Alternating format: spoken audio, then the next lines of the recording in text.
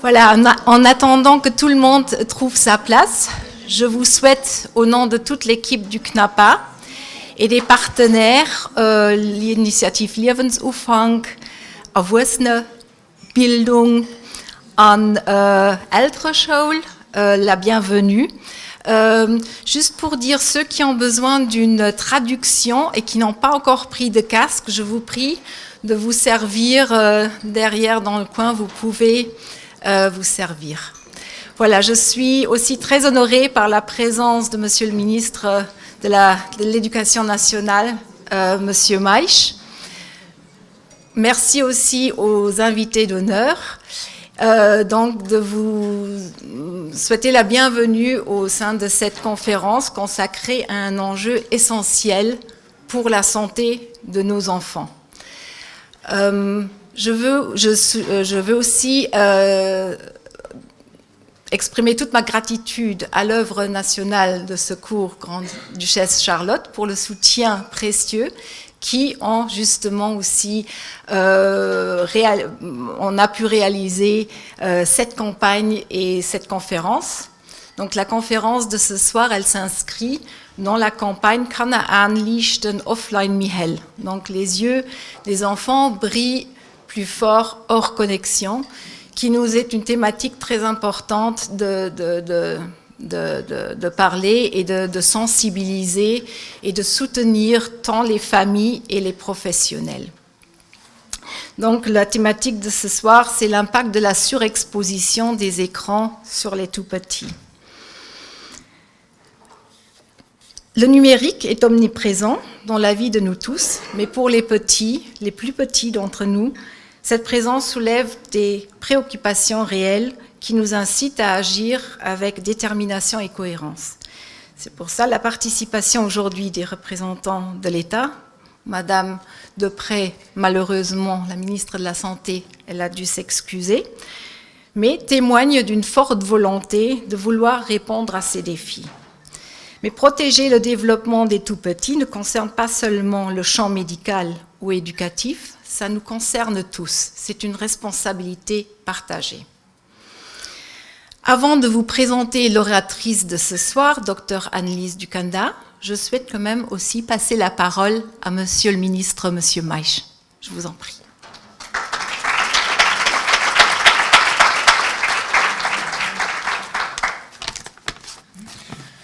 Mesdames et messieurs, chers parents, chers professionnels, tout d'abord, je dois également excuser ma collègue, la ministre de la Santé et de la Sécurité sociale, Madame Martine Deprez, qui malheureusement a eu une autre obligation ce soir et n'a pas pu participer, mais quand même, elle m'a vraiment prié de faire passer le message que les deux ministères, le ministère de la Santé et le ministère de l'Éducation, sont fortement alignés sur cette question au niveau de la prévention contre une surconsommation des médias sociaux, contre une utilisation des écrans trop aiguë, contre une utilisation des nouveaux médias qui ne sont vraiment pas toujours en ligne avec les besoins de nos enfants, de nos tout petits-enfants, des jeunes.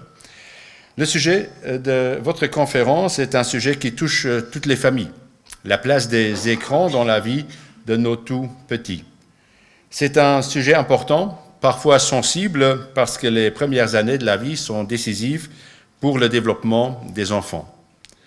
Quand nous parlons des enfants de 0 à 6 ans, nous parlons d'une période où tout se construit. Le langage, l'attention, la curiosité, la motricité, les émotions, les premières relations. À cet âge, les enfants ont avant tout besoin de contact humain, de jeu, d'exploration, de mouvement, de vivre le monde avec tous leurs sens. Dans la société actuelle, l'impact des smartphones et des réseaux sociaux sur le développement et le bien-être de nos enfants est devenu majeur. Cependant, pour protéger leur santé et développer et favoriser un développement harmonieux, il ne suffit pas de réduire le temps passé devant les écrans. Il est tout aussi essentiel de créer un équilibre entre le monde digital et le monde réel. Nos enfants et nos jeunes doivent grandir dans un environnement où ils se sentent bien, équilibrée, où ils peuvent se développer de manière optimale. Pour cela, un effort collectif est nécessaire de la part des écoles, des structures d'éducation non formelle, mais aussi et surtout des familles. La campagne Screen Life Balance que nous avons lancée l'année passée, après concertation des principaux acteurs de l'éducation, a débouché sur plusieurs recommandations majeures concernant l'usage des écrans, aussi bien à l'école que dans les familles. Établir une Screen Life Balance dans les écoles, les structures et les familles signifie pouvoir promouvoir le meilleur développement cognitif, langagier et moteur de nos enfants et de nos jeunes. Pour encourager une utilisation responsable des écrans, nous avons formulé 3 recommandations principales adaptées aux différentes tranches d'âge. Ces recommandations s'inspirent aux travaux de Dr Serge Tisserand, psychiatre et docteur en psychologie. La première recommandation concerne les tout-petits. Éviter les écrans avant 3 ans. Lors de cette phase essentielle de développement, il est crucial de laisser toute la place aux interactions sociales, aux échanges directs avec les parents et aux jeux, afin de renforcer les compétences sociales, émotionnelles et linguistiques des jeunes enfants. La deuxième recommandation vise à éviter le smartphone personnel avant 12 ans. C'est avec l'engagement de tous les acteurs que nous avons interdit depuis juin 2025 l'utilisation des smartphones dans les écoles fondamentales ainsi que dans les structures d'éducation et d'accueil. Nous avons aussi recommandé d'éviter les médias sociaux avant 15 ans. Les lycées ont discuté avec leurs communautés respectives des modèles de régulation de l'usage des smartphones et la plupart sont allés plus loin que la réglementation de la distance physique dans les salles de classe. Pour un équilibre sain entre écran et vie réelle, nous devons créer des moments et des espaces où les enfants et les jeunes peuvent se rencontrer, bouger, être créatifs et vivre des expériences authentiques. Aucune application, aucune vidéo ne pourrait jamais remplacer une conversation, une histoire racontée, une balade, un câlin ou un moment de jeu partagé. Voilà pourquoi, dans nos orientations pédagogiques pour la petite enfance, nous mettons clairement l'accent sur le jeu, le mouvement, les expériences sensorielles, les échanges avec les adultes et l'exploration du monde réel. Au Luxembourg, nous bénéficions d'un réseau dense et des structures d'accueil, crèches, mini-crèches et assistants parentaux, plus de 890 crèches et mini-crèches et plus de 350 assistants parentaux. Ces équipes jouent un rôle clé pour accompagner les enfants dès les premiers mois. Avec elles, le ministère travaille depuis plusieurs années pour encourager des environnements sans écran pour les plus petits, des activités riches et variées, une attention particulière portée au langage et à la communication, des espaces où les enfants peuvent bouger, manipuler et découvrir. Nous formons, soutenons et accompagnons les professionnels afin qu'ils puissent guider les familles et répondre aux besoins fondamentaux des jeunes enfants. Mais l'éducation ne se fait pas uniquement à la crèche ou à l'école. Les premiers éducateurs des enfants, ce sont les parents. C'est pourquoi nous avons souhaité les soutenir en leur proposant des outils simples, corrects et utiles au quotidien, tels que l'Activity Box, pour encourager des moments partagés sans écran. Ce que nous voulons pour les enfants est très simple. Qu'ils puissent vivre pleinement leurs premières années, jouer, courir, parler, rire, explorer, et qu'ils puissent découvrir ensuite le numérique, mais au bon moment, de manière éducative, structurée et toujours avec un adulte à leur côté.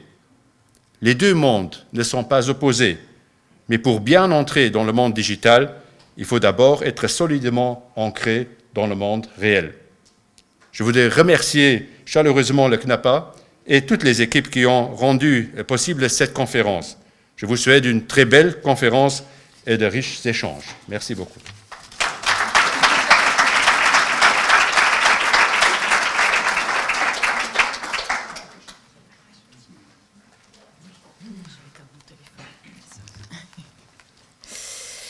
Je vous remercie pour ces mots inspirants et merci, c'est beau d'entendre qu'on est aligné et qu'il y a cette reconnaissance des impacts des écrans sur tout le monde, pas seulement les petits, mais sur toute la société. Donc on est très content de voir que ça bouge et qu'on est en bon chemin de contrecarrer en fait les impacts sur le développement. Et aujourd'hui, nous avons l'immense plaisir et l'honneur d'accueillir Dr Dukanda, pionnière, une des pionnières dans ce domaine. Ces alertes ont contribué à faire connaître les risques d'une surexposition précoce aux écrans.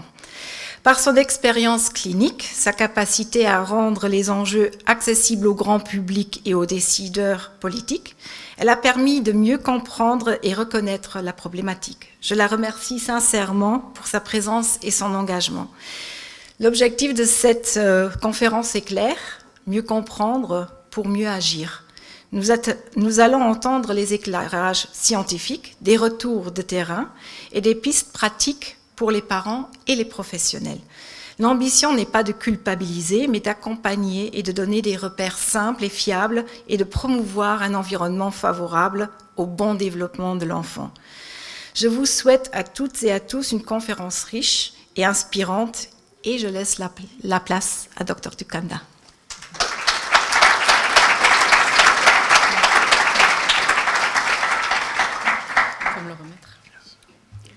Bonjour à toutes et à tous. Merci, Monsieur le ministre, d'être là aujourd'hui. On a vraiment besoin de vous, les politiques, pour nous soutenir dans je pourrais dire, ce combat dans l'intérêt de nos enfants. Et vos mots m'ont touchée. On utilise les mêmes mots pour parler du développement de l'enfant et des besoins des tout-petits. Merci beaucoup au CNAPA. Merci à toutes les personnes qui ont permis l'événement d'aujourd'hui. Alors, j'ai la difficile mission d'exposer le sujet en 1 heure. Tout à l'heure, c'était 2 heures et on n'arrêtait pas de me dire « Ouh là là là là, il n'y a plus que 5 minutes ». Il faut que je parle doucement aussi pour les interprètes. Donc, je vais essayer de remplir au mieux cette mission. Alors, vous m'avez présenté, je vais juste rajouter que j'étais médecin donc, de protection maternelle et infantile pendant 20 ans en France, un service gratuit de consultation, de suivi du développement des enfants de 0 à 6 ans. Et c'est en étant médecin de PMI que je me suis rendu compte de l'afflux d'enfants avec des retards de langage, des retards de motricité, des troubles des interactions, adressés par les crèches et les écoles maternelles. Et les parents m'ont très vite expliqué que ce que faisait l'enfant à la maison et ce qu'il adorait faire, c'était le smartphone, les écrans, les petites chaînes de contenu YouTube. Et 90% des enfants en situation difficile étaient des enfants surexposés aux écrans. Et donc, quand je proposais, j'accompagnais les parents vers un sevrage, pour ceux qui y arrivaient, mais c'est extrêmement difficile de couper les écrans pour un tout petit. J'avais des redémarrages de développement en quelques mois. Je vais le dire tout de suite au cas où j'ai pas le temps de le dire. Depuis le Covid, je n'ai plus les mêmes patients. Ils ont été surexposés massivement les premiers mois, des fois 7 heures par jour, alors que les parents télétravaillaient et les crèches étaient fermées. Et maintenant, il me faut 2 à 4 ans pour que les symptômes disparaissent et que l'enfant recouvre le développement attendu à son âge. Donc j'ai posté une vidéo d'alerte sur Internet en 2017, les écrans, un danger pour les enfants de 0 à 4 ans. J'ai été contactée par des psychologues, des pédopsychiatres, des logopèdes qui m'ont proposé de créer le collectif CAUSE, collectif sur exposition écran. Et puis, depuis 2024, je ne suis plus du tout médecin de PMI parce que je ne peux plus. J'ai une demande par jour de conférences et de formations dans le monde entier et une demande tous les 2 jours d'une famille qui n'arrive pas du tout à gérer les écrans, qui m'appelle au secours pour un adolescent de 15 ans ou pour un tout petit de 11 mois en difficulté. Mon plus petit patient a 11 mois et mon plus grand, il a 17 ans. Et donc, j'ai ouvert une consultation pour répondre à cette demande à côté de Bordeaux en 2020. Et dans cette consultation, je ne vois que des enfants surexposés aux écrans. Et puis, j'ai écrit un livre que certains d'entre vous connaissent bien, Les tout-petits face aux écrans, comment les protéger, pour continuer la sensibilisation et l'information des parents, des professionnels et des pouvoirs publics. Je commence toujours par dire que je ne suis pas contre les écrans. Bien sûr, on les utilise et c'est utile. Nous parlons des enfants surexposés, trop de temps d'écran ou des contenus inadaptés. La deuxième chose, c'est que je n'ai pas de conflit d'intérêt avec les lobbies du numérique, ce qui n'est pas le cas de tous ceux qui s'expriment sur les écrans. Et j'en parlerai peut-être tout à l'heure. Les parents sont perdus. Les professionnels sont perdus parce qu'ils n'entendent pas le même discours. Pourtant, je le redis tout le temps, il faut un message clair, simple, pour que les parents puissent être guidés dans ce monde numérique. Donc oui, on est dans un monde numérique, et pourtant, il faut protéger les tout-petits. Le développement de l'enfant dépend de ses gènes, bien sûr, mais il va essentiellement dépendre de l'environnement dans lequel il grandit. Et les enfants d'aujourd'hui ne grandissent pas du tout dans le même environnement qu'il y a 20 ans. Et un objet fait la différence, c'est l'écran. Nous sommes aujourd'hui à plus de 10 écrans par famille, alors qu'il y a 20 ans, il n'y en avait qu'un seul, qui ne bougeait pas et qui était au salon, c'était la télévision. Les enfants passent des heures et des heures aujourd'hui sur les écrans, ce qui en fait pour certains la première activité physique en dehors du sommeil. Et c'est la première préoccupation des parents qui demandent de l'aide. Alors on vous dit, il ne faut pas diaboliser les écrans, il ne faut pas faire peur, c'est une activité qu'il faut intégrer au monde d'aujourd'hui. Les enfants jouent à la poupée, construisent des petits châteaux et peuvent faire de la tablette ou du smartphone. Mais pas du tout. Les écrans ne sont pas une activité comme les autres, parce qu'ils stimulent dans votre cerveau ce qu'on appelle l'attention réflexe. Cette attention qui est involontaire, qui vous demande aucun effort et dont vous disposez depuis votre naissance. Notre cerveau est programmé pour réagir aux points les plus marquants autour de nous. Un bruit, un mouvement, un flash lumineux. Si quelqu'un fait tomber les clés dans la salle, on ne pourra pas faire autrement que de tourner la tête vers le bruit. Si quelqu'un arrive en retard et passe devant mes yeux, je ne peux pas faire autrement que d'être attiré par le mouvement. C'est ce qui nous permet d'échapper au danger. C'est cette attention qu'utilise le chasseur aussi, à l'affût du bruit du mouvement. C'est exactement cette attention que stimulent, que développent les écrans. Bien sûr, je parle des écrans distractifs, qui bougent et qui font du bruit, dessins animés, contenus sur YouTube, jeux vidéo, réseaux sociaux, séries Netflix.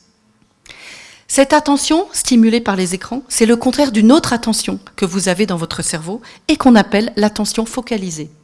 Celle-ci, elle est volontaire, elle demande un effort, elle est quasiment pas présente à la naissance. Elle se construit tout au long de l'enfance, surtout entre l'âge de 6 mois et 4 ans. Le tout petit a du mal à rester longtemps sur les premiers jouets. Donc il encastre 2 cubes et puis il va aller toucher peut-être un autre jouet dans le salon. Et c'est le parent, la professionnelle petite enfance à côté qui va dire « Mais attends, t'as pas fini ? Regarde, il y a encore un cube à mettre. Allez, on va faire la tour tous les deux. Qu'est-ce que je suis content et heureux de jouer avec toi ?» Et c'est cette attention privilégiée, bienveillante de l'adulte près de l'enfant qui va lui permettre de faire grandir petit à petit, de développer cette attention focalisée. Elle se développe donc dans la vie réelle, avec des jouets réels, avec l'interaction humaine. C'est ce qu'on appelle la concentration. Indispensable pour l'enfant pour se développer et apprendre. Regarder suffisamment longtemps l'humain qui lui parle. Pouvoir à l'école se poser sur la petite activité que l'enseignante lui a demandé de faire. Donc plus les enfants vont passer de temps devant les écrans qui stimulent et développent l'attention réflexe, je réagis au bruit et au mouvement, et moins ils pourront se concentrer à l'école. Et on sait que quelques minutes de dessin animé le matin suffit pour que l'enfant ne se concentre pas du tout de la matinée à l'école. C'est pour ça que je travaille avec la psychologue Sabine Duflo, qui fait partie de notre collectif, et qui a fait cette méthode des 4 pas qu'on vous a distribué tout à l'heure. Et donc le premier pas, c'est pas d'écran le matin. Donc vous avez des petits flyers sur la table à côté. Et les troubles de l'attention sont les troubles aujourd'hui les plus fréquemment rencontrés dans les écoles du monde entier, ces enfants qui ne se concentrent pas. La deuxième caractéristique des écrans, qui fait que c'est pas du tout un jouet comme un autre, c'est que c'est addictif. C'est comme une addiction ou une addiction. Nous ne sommes pas d'accord entre experts. Peu importe, on peut dire que c'est comme une addiction. Parce que les écrans offrent au cerveau humain ce qu'il adore, ce qu'il recherche. C'est le maximum de plaisir avec le minimum d'effort. Exactement ce que nous donnent nos écrans distractifs. Les jeux vidéo, vous êtes dans des mondes incroyables, avec des avatars pleins de pouvoir. Vous récupérez des niveaux, des trésors, etc.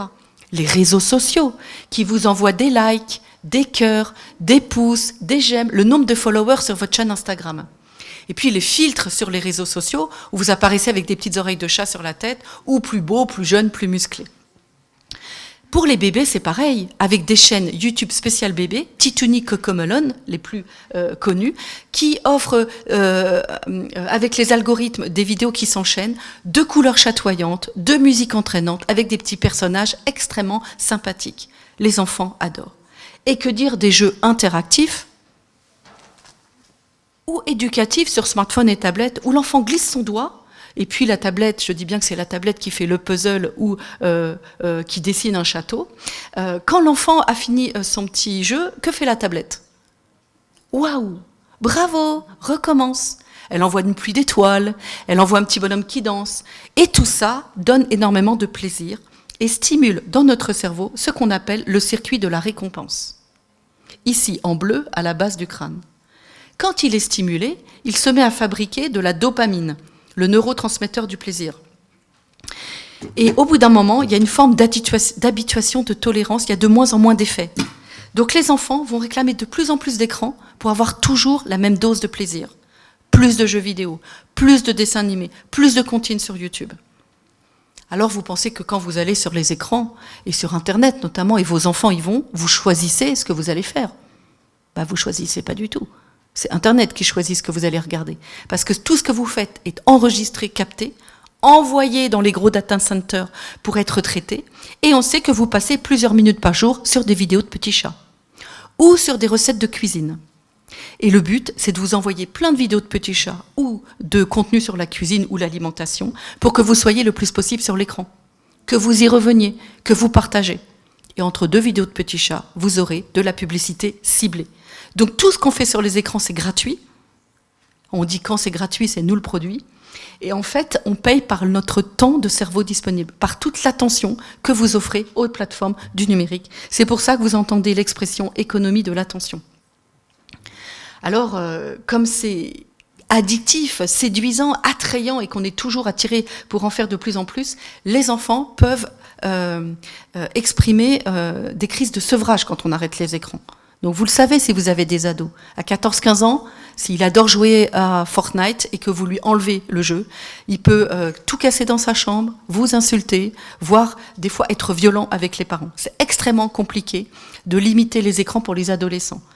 Les tout petits, comment vont-ils réagir à 1 an, 2 ans, 3 ans, quand on leur supprime leur comptine sur la télé? Eh bien, ils ont plusieurs façons de réagir. Soit ils réagissent très bien, me disent les parents, ils se mettent à jouer, découvrir le monde, échanger, interagir, et tant mieux, c'est ce dont ils ont besoin pour se développer, ou bien ils vont faire une crise aussi. La plupart du temps, l'agressivité est dirigée vers eux-mêmes. Ils se tapent la tête contre les murs, ils se tapent la tête au sol ou contre le téléphone qu'on vient d'éteindre. Et certains, c'est plus rare, mais j'ai 2 cas comme ça, ils se même mettent à agresser leurs parents, comme des drogués à qui on a enlevé leur dose. Alors, qui peut se passer de smartphone aujourd'hui? Levez la main dans la salle, ceux qui pourraient se passer de smartphone 1 semaine. Bravo, je suis pleine d'admiration. Levez la main, ceux qui ne pourraient pas se passer de smartphone 1 semaine. Voilà, donc vous êtes dans la tendance générale. Hein. Vous êtes atteint de, comment s'appelle l'impossibilité de se passer de son smartphone, vous savez? C'est la nomophobie, la phobie de ne plus avoir son téléphone. Donc on a un sondage en France, hein, 87% des Français sont atteints, 87% des Luxembourgeois aussi sont atteints de cette maladie. Donc c'est arrivé à tout le monde. Elle veut regarder l'heure sur son téléphone, elle perd 2 heures sur Instagram et elle ne sait toujours pas à quelle heure il est. Donc on est de plus en plus de professionnels à travailler avec les enfants, à se rendre compte qu'on est en train de découvrir une nouvelle addiction qu'on ne connaissait pas avant. Celle-ci, elle touche les bébés, les enfants, les adolescents, les parents, et j'ai même envie de dire les grands-parents. Quand vous proposez à un bébé un jouet sur écran et un jouet traditionnel, l'enfant choisira l'écran.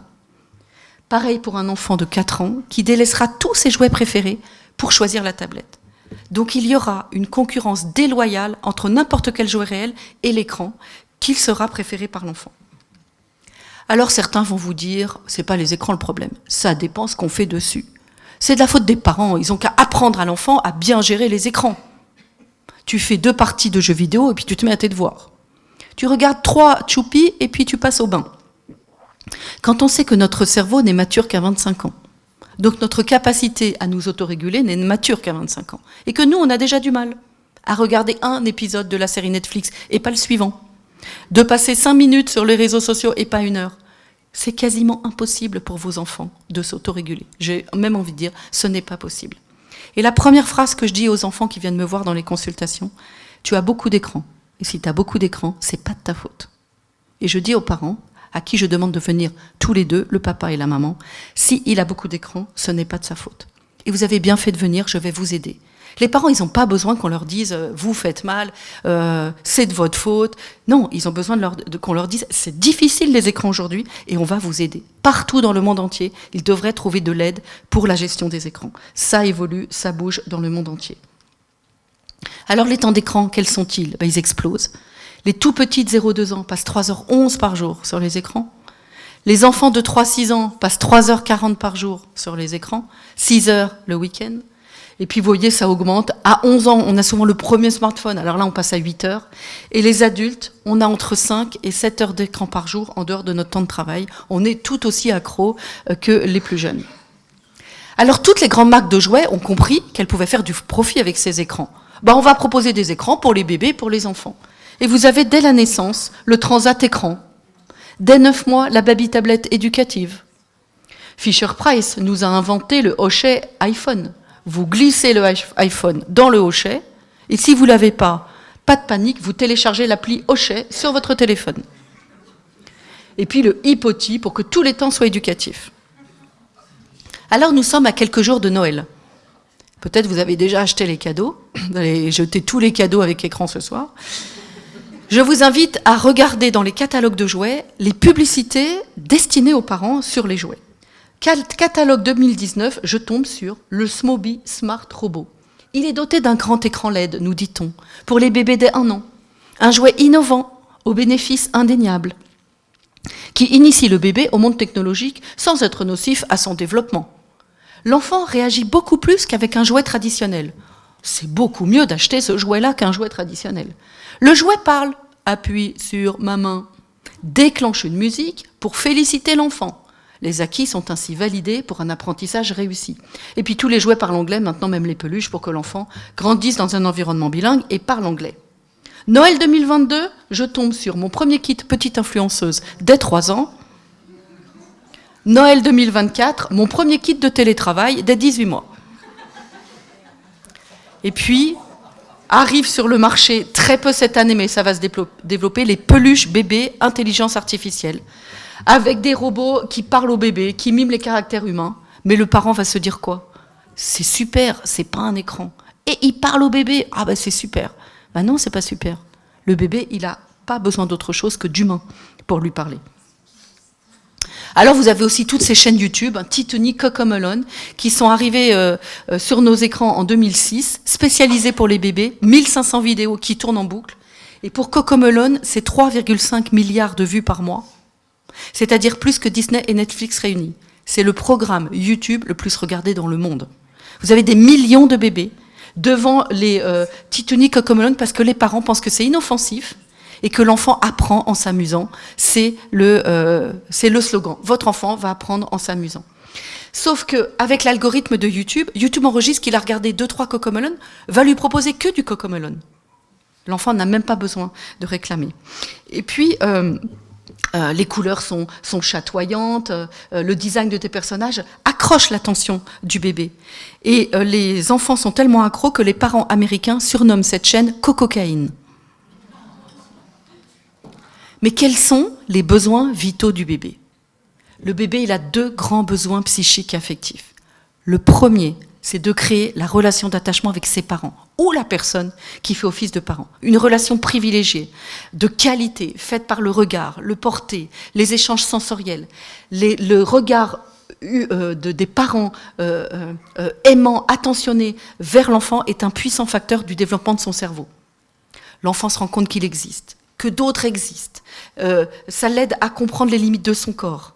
Et puis, les prémices de la communication qui vont après permettre le développement du langage. Le bébé sourit et le papa sourit. La maman fait arreux, le bébé fait arreux et la maman refait arreux.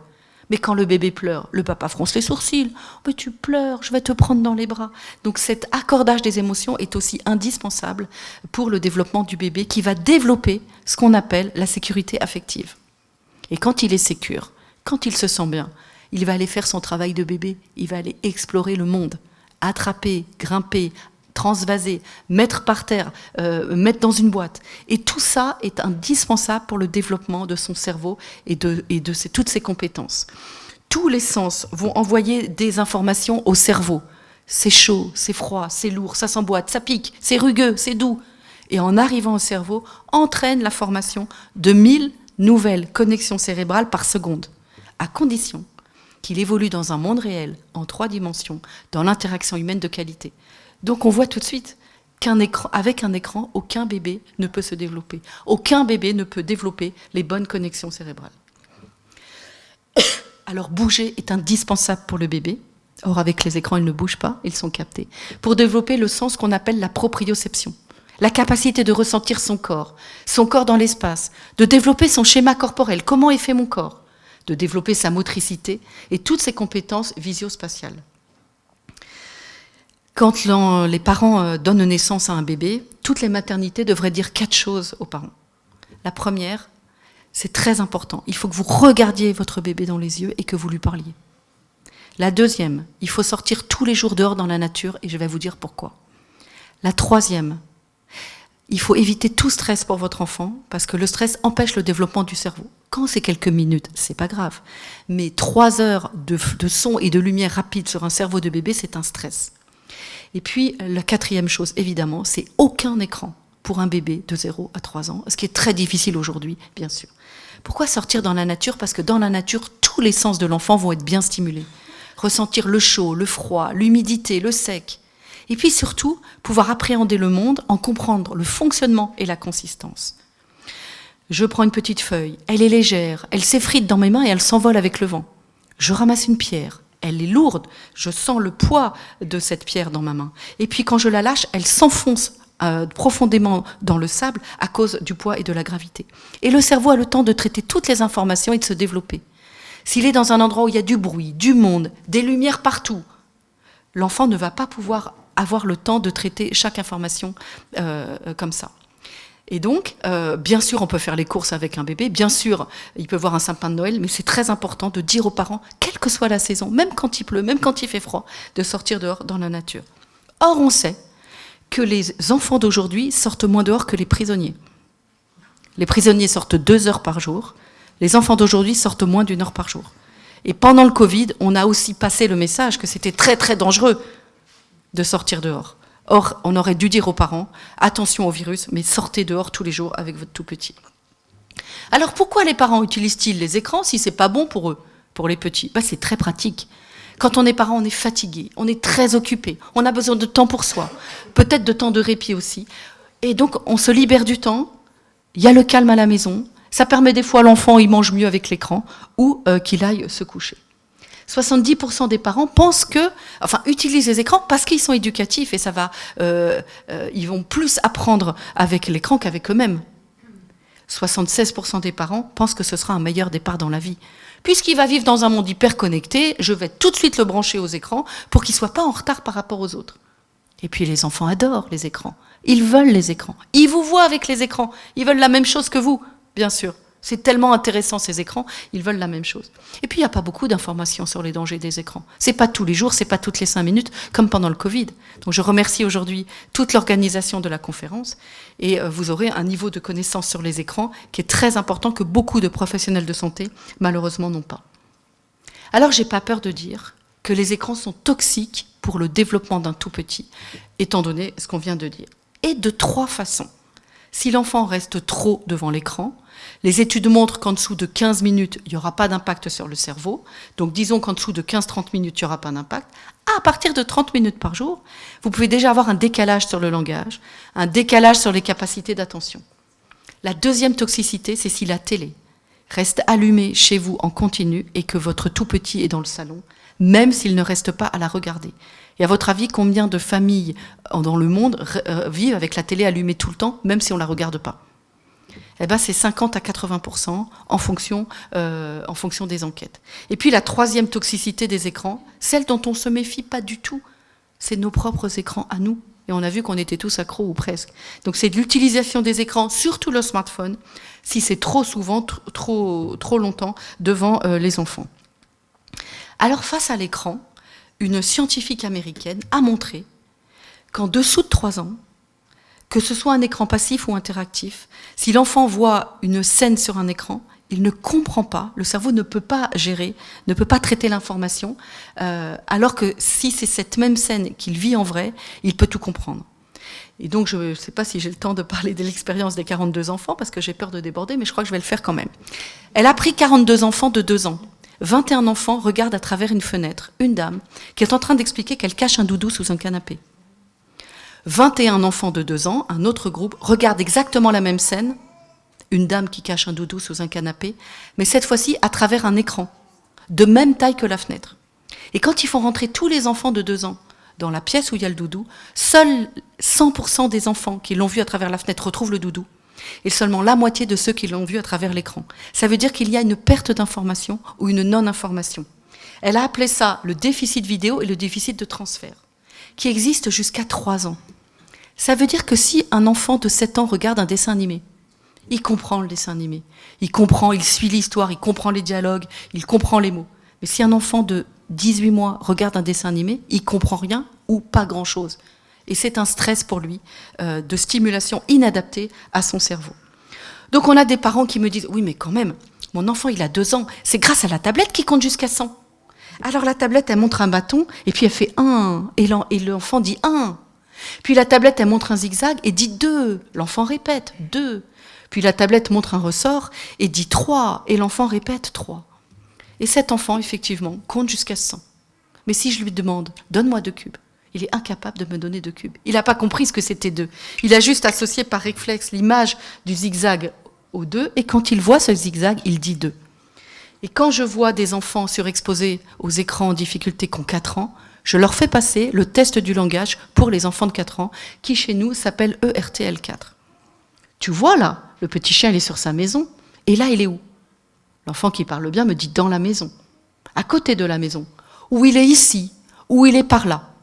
Mais certains enfants, quand je pose la question, ne me regardent pas dans les yeux, n'attendent pas que j'ai fini de parler et parlent en même temps que moi.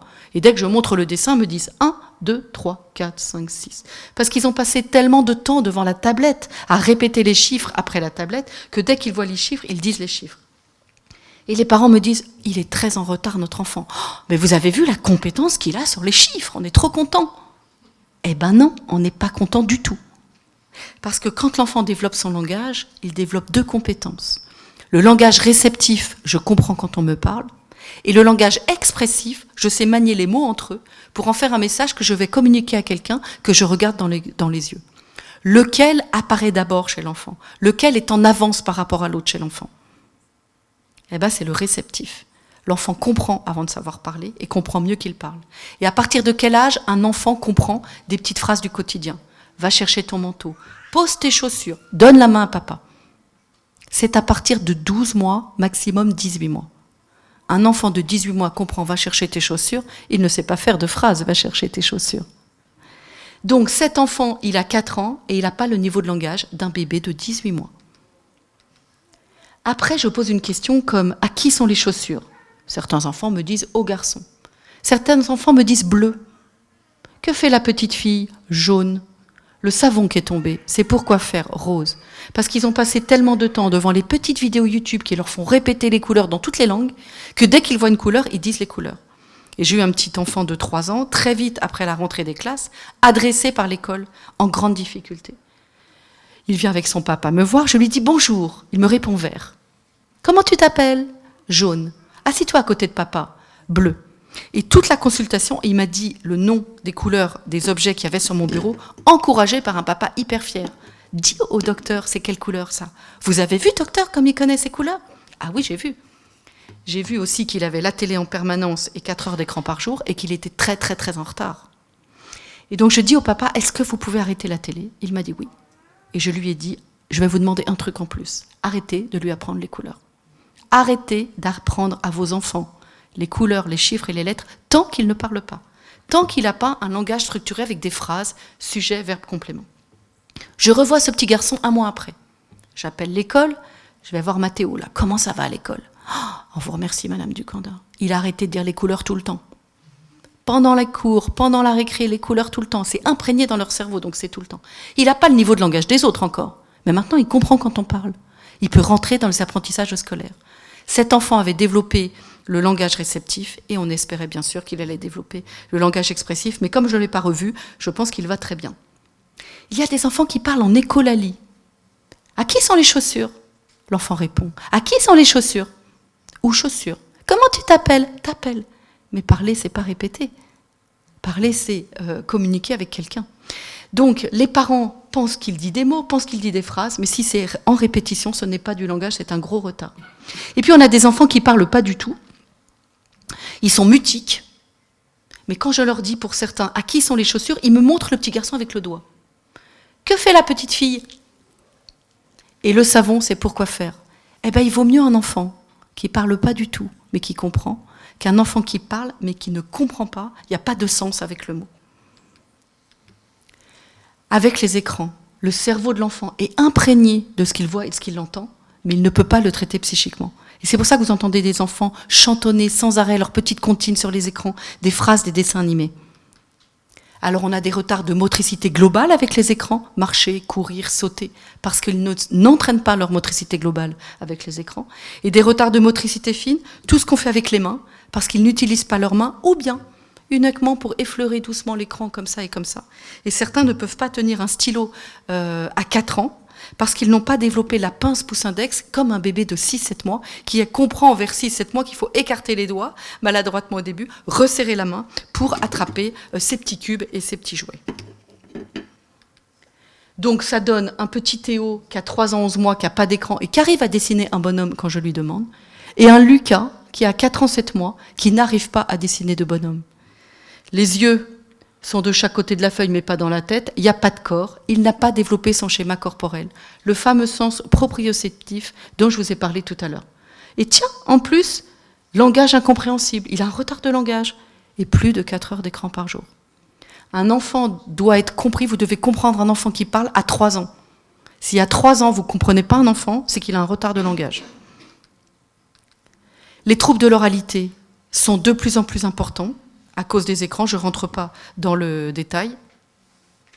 Et donc, après le premier pas de Sabine Duflot, pas d'écran le matin pour les capacités d'attention, c'est pas d'écran au repas quand vous avez un petit. Mais j'ai envie de dire pas d'écran au repas parce que pour les plus grands, c'est des fois le seul moment d'échange avec vos enfants et c'est capital.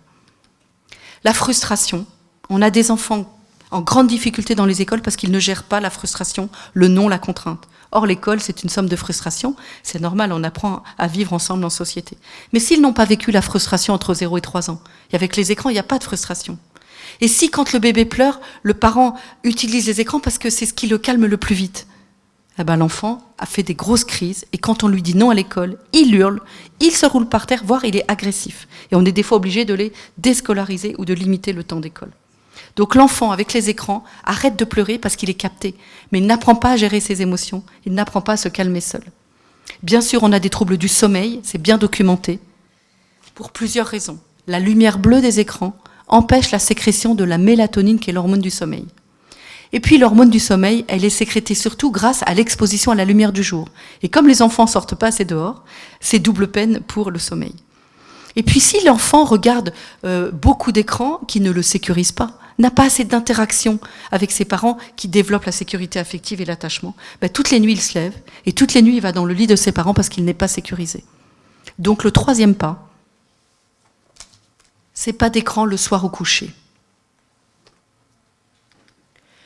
Alors on a des incidences physiques sur les yeux, myopie, toxicité de la lumière bleue pour les cellules de la rétine, donc on doit faire attention quand on a un bébé à la maison, que le berceau soit pas juste au-dessus de la lampe si c'est une LED, et elle doit être très peu forte en énergie. On est très inquiet de la sédentarité des enfants qui ne bougent plus assez. L'ANSES, qui est un organisme de sécurité sanitaire et environnementale en France, nous dit que les adolescents d'aujourd'hui sont en grand risque de santé parce qu'ils sont plus de 4h30 par jour sur les écrans et qu'ils font moins de 20 minutes d'activité physique par jour. Mais on ne parle pas d'être inscrit dans un club de sport. On parle juste de monter les escaliers ou de marcher. Il faut faire bouger vos enfants et les faire sortir dehors. Et puis les ondes, c'est un questionnement sur le rôle dans des cancers. Alors les troubles 10 sont en augmentation massive dans tous les pays du monde. Dyspraxie, dysgraphie, dyslexie, dysorthographie. La dyspraxie, c'est la difficulté à utiliser ses mains. Mais si l'enfant, il a été beaucoup sur les écrans, il n'a pas utilisé ses mains. Donc on peut penser qu'il est dyspraxique alors qu'il est surexposé aux écrans. La dysgraphie, c'est les difficultés de graphisme, donc écriture, dessin, on l'a vu tout à l'heure. Et puis la dyslexie, c'est la difficulté d'apprentissage de la lecture. Et ce médecin a fait tout un travail qui montre que quand l'enfant est surexposé aux écrans, il peut développer une perception erronée des éléments dans l'espace, le fameux sens proprioceptif. Et donc si des lettres se ressemblent, il peut les confondre. Et donc on peut faire un diagnostic de dyslexie chez un enfant alors qu'il n'est pas dyslexique, mais qu'il est surexposé aux écrans. Un trouble le plus fréquemment rencontré aujourd'hui, le trouble de l'attention. Ces enfants qui bougent tout le temps, qui sont tout le temps distraits, impulsifs, agités, agressifs, qui ne supportent pas la frustration. Les parents se disent, mais ça ressemble au TDAH, trouble de l'attention avec hyperactivité. Je vais aller voir un spécialiste du TDAH. Si le spécialiste du TDAH n'est pas formé sur les écrans, et il n'y en a quasiment aucun qui est formé sur les écrans, comme c'est un diagnostic clinique, on se base sur les symptômes, l'enfant coche toutes les cases et va ressortir du cabinet du médecin avec un diagnostic de TDAH, 116% de diagnostic en augmentation ces les 9 dernières années, et donc il va sortir avec un dossier de situation de handicap, d'enfant à besoins spécifiques, avec un traitement. L'écran passif. Quel est l'impact d'une télé allumée dans le salon où vit un tout petit? Je vais vous montrer la vidéo d'un enfant de 20 mois qui s'appelle Ethan et vous allez voir, c'est très explicatif. Ah, il n'y a pas de son. Donc il ramasse une balle. Qu'est-ce qu'il va en faire? Il est capté par la télé, il laisse tomber la balle par terre. Il est de nouveau capté par la télé, il a même oublié qu'il avait eu la balle dans la main. Donc on entend des dessins animés.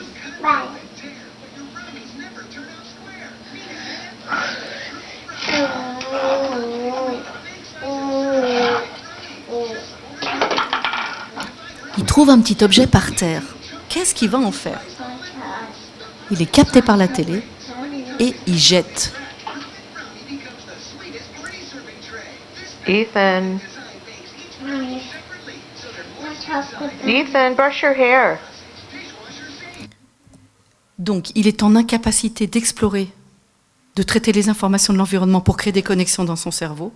Et quand sa maman l'appelle, il ne réagit pas. À quel âge un bébé tourne la tête quand ses parents l'appellent? Ça commence vers 5-6 mois. Et à 9 mois, tous les bébés qui vont bien tournent la tête quand on dit leur prénom. Il a 20 mois. Il n'a pas le développement d'un enfant de 9 mois. Cette maman le filme comme les mamans filment leurs enfants et elle ne sait pas, on ne l'a pas informée de la toxicité de sa télé allumée au salon avec son bébé. Une autre exposition passive, c'est la télé à table. 50% des familles environ dînent avec la télé à table et c'est souvent les informations. Cette étude de l'INSERM a comparé 2 groupes d'enfants de 2 ans. Un groupe d'enfants où la télé est allumée le soir à table et un groupe d'enfants où la télé n'est pas allumée.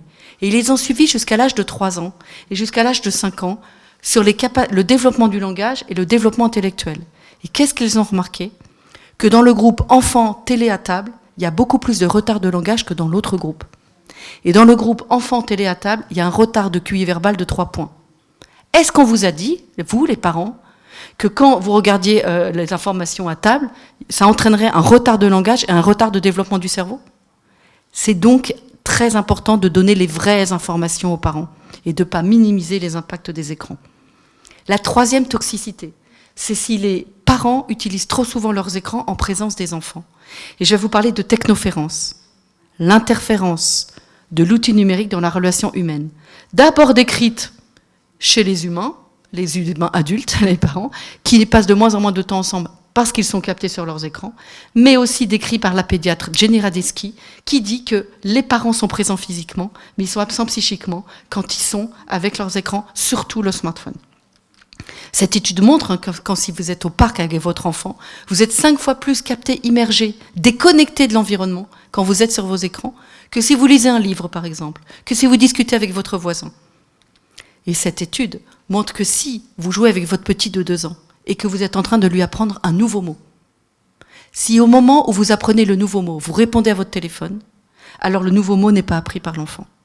C'est pas grave si vous envoyez 2 SMS par jour, si vous téléphonez de temps en temps. Mais à votre avis, nous recevons sur nos petits doudous numériques une notification tous les combien de temps? Eh bien, en moyenne, c'est toutes les 40 secondes. Et donc, ça coupe à chaque fois l'interaction parent-enfant. Et une vidéo a été faite par des chercheurs suisses qui montrent qu'une maman qui donne le sein avec son smartphone, un papa qui change la couche et qui répond au téléphone, coupe à chaque fois le lien avec son enfant. Quand le bébé se nourrit au sein et au biberon, il se nourrit du lait, mais il se nourrit du regard de ses parents et de l'interaction, de la relation avec ses parents. Et donc, il faut l'expliquer ça à tous les futurs parents et tous les nouveaux parents. Alors, on a un autre groupe de symptômes, c'est les mouvements répétitifs, les gestes restreints et les stéréotypies. Le plus fréquent, c'est le flapping, l'enfant fait comme ça. Le spinning, où il agite ses mains. Il allume et ferme les lumières et les portes en permanence, il fait tourner les roues des voitures, ou reste immobile devant une fenêtre. Parfois, au lieu de jouets, ils alignent leurs jouets. Ces symptômes, on les retrouve dans quel syndrome, dans quel trouble? L'autisme, le trouble du spectre autistique. Alors, je dis tout de suite que si votre enfant aligne une fois ses jouets et fait une fois la toupie, c'est pas grave. Hein. C'est grave s'il fait ça 90% du temps. Donc on le retrouve dans le trouble du spectre autistique. Pourquoi les enfants surexposés aux écrans ont les mêmes troubles? Quand j'ai fait ma vidéo d'alerte sur YouTube en 2017, un journaliste du Midi Libre est allé interviewer le chef de service de neuropédiatrie de l'hôpital de Bordeaux, Dr Pédespan. Qu'est-ce que vous pensez de la vidéo de Madame Ducanda? Et Monsieur Pédespan répond: une exposition précoce, intense, répétitive, inadaptée de stimulation visuelle et sonore est susceptible d'envahir certains circuits dans le cerveau qui initialement étaient voués à d'autres fonctions. Le développement du cerveau se ferait de façon aberrante. Donc non seulement chaque temps d'écran est un temps raté d'apprentissage pour l'enfant, mais en plus, c'est pas neutre un écran. Ça envoie des flashs lumineux et sonores et c'est toxique pour le développement du cerveau. Alors, vers 18 mois, le cerveau fait un peu de nettoyage. Il fait beaucoup de nettoyage. Le cerveau va faire ce qu'on appelle l'élagage synaptique. Il va supprimer des connexions cérébrales. Pas les mauvaises, ce serait trop bien. Il va supprimer les connexions cérébrales les moins utilisées par l'enfant. Parce qu'il se dit, s'il les utilise peu, c'est qu'il n'en a pas besoin. Donc si un enfant a 3-4 heures d'écran par jour, qui crée peut-être des mauvaises connexions, mais seulement 1 heure d'environnement adapté, un câlin, un jeu, le cerveau va garder les mauvaises connexions et supprimer les bonnes.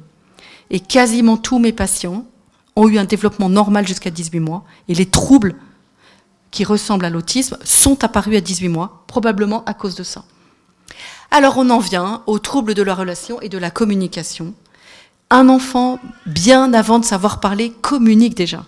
Par les yeux, par le pointage, par les mimiques, par les gestes. Il a envie d'interagir et d'être avec ses parents. S'il sollicite ses parents, mais que ses parents ne répondent pas à la sollicitation de l'enfant, ou comme ça, oui, oui, c'est bien, oui, oui, continue, que va faire l'enfant? Eh bien, soit il va s'agiter, faire tomber des objets par terre, crier, pour attirer davantage le regard de ses parents sur lui, soit il va arrêter d'aller voir ses parents, de les solliciter, puisqu'ils ne répondent pas. Si en plus on lui a acheté la baby tablette éducative à Noël, il est sur l'écran, les parents sont sur l'écran. Et tous les parents m'ont dit, on n'a pas compris notre erreur. On s'est dit, il est autonome, il sait s'occuper tout seul, il a compris comment ça marche. En fait, ils ont compris après qu'ils avaient besoin d'interaction avec lui. Alors si les enfants ont des troubles de la communication, des stéréotypies, toutes les familles qui viennent me voir ont fait la même démarche. Ils ont été voir sur Internet qu'est-ce que c'était. Et Internet leur dit autisme ou trouble du spectre autistique. Donc ils vont aller voir un médecin spécialiste de l'autisme pour savoir si c'est ça. Si ce médecin n'est pas formé sur les écrans, il n'y en a quasiment aucun qui est formé sur les écrans, la question n'est pas posée. C'est un diagnostic clinique, c'est les symptômes, comme pour le TDAH. Donc l'enfant va ressortir avec le diagnostic d'autisme alors qu'il n'est pas autiste. Et c'est extrêmement grave parce que c'est la prise en charge première, c'est d'arrêter les écrans, qui ne va pas forcément être demandée par le médecin.